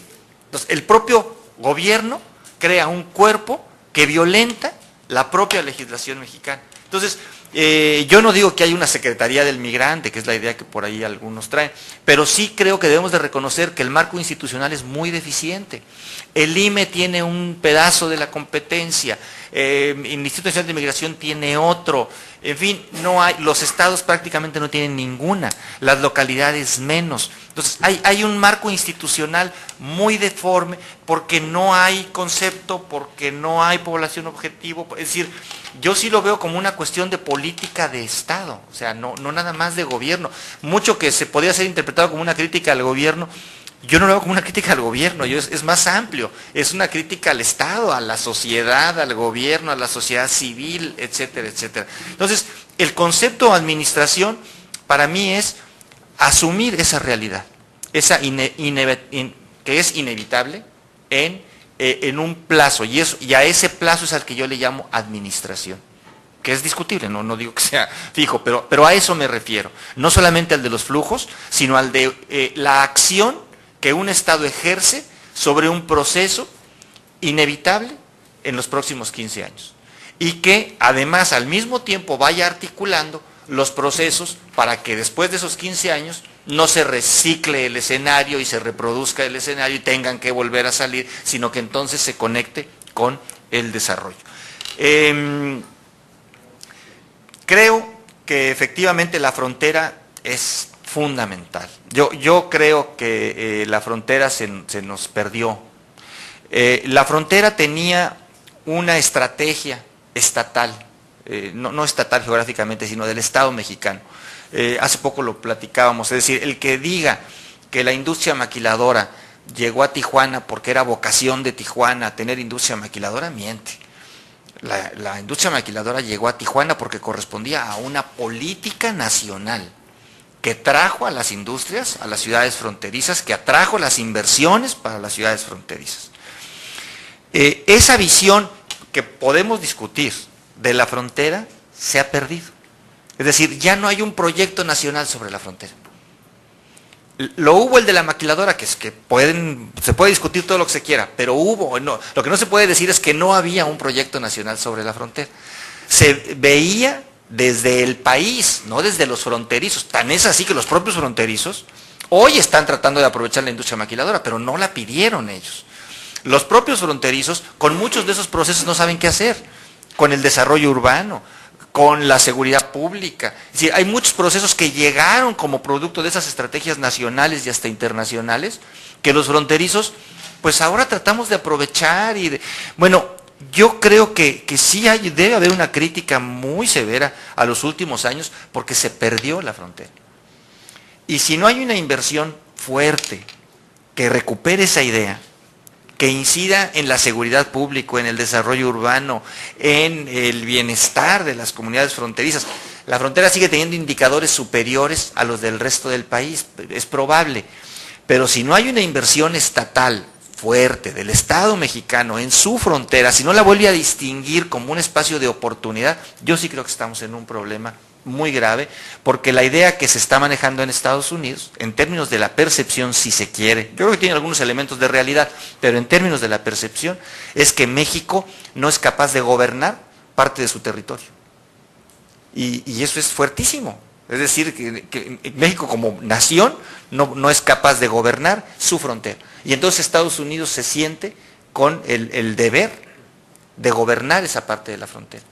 Ahí yo creo que estamos, hubo algunas ideas, al inicio de esta administración se nombró un comisionado para asuntos de la frontera norte, que todos conocemos, y que cuando dejó el cargo no tenía presupuesto ni para los boletos de avión.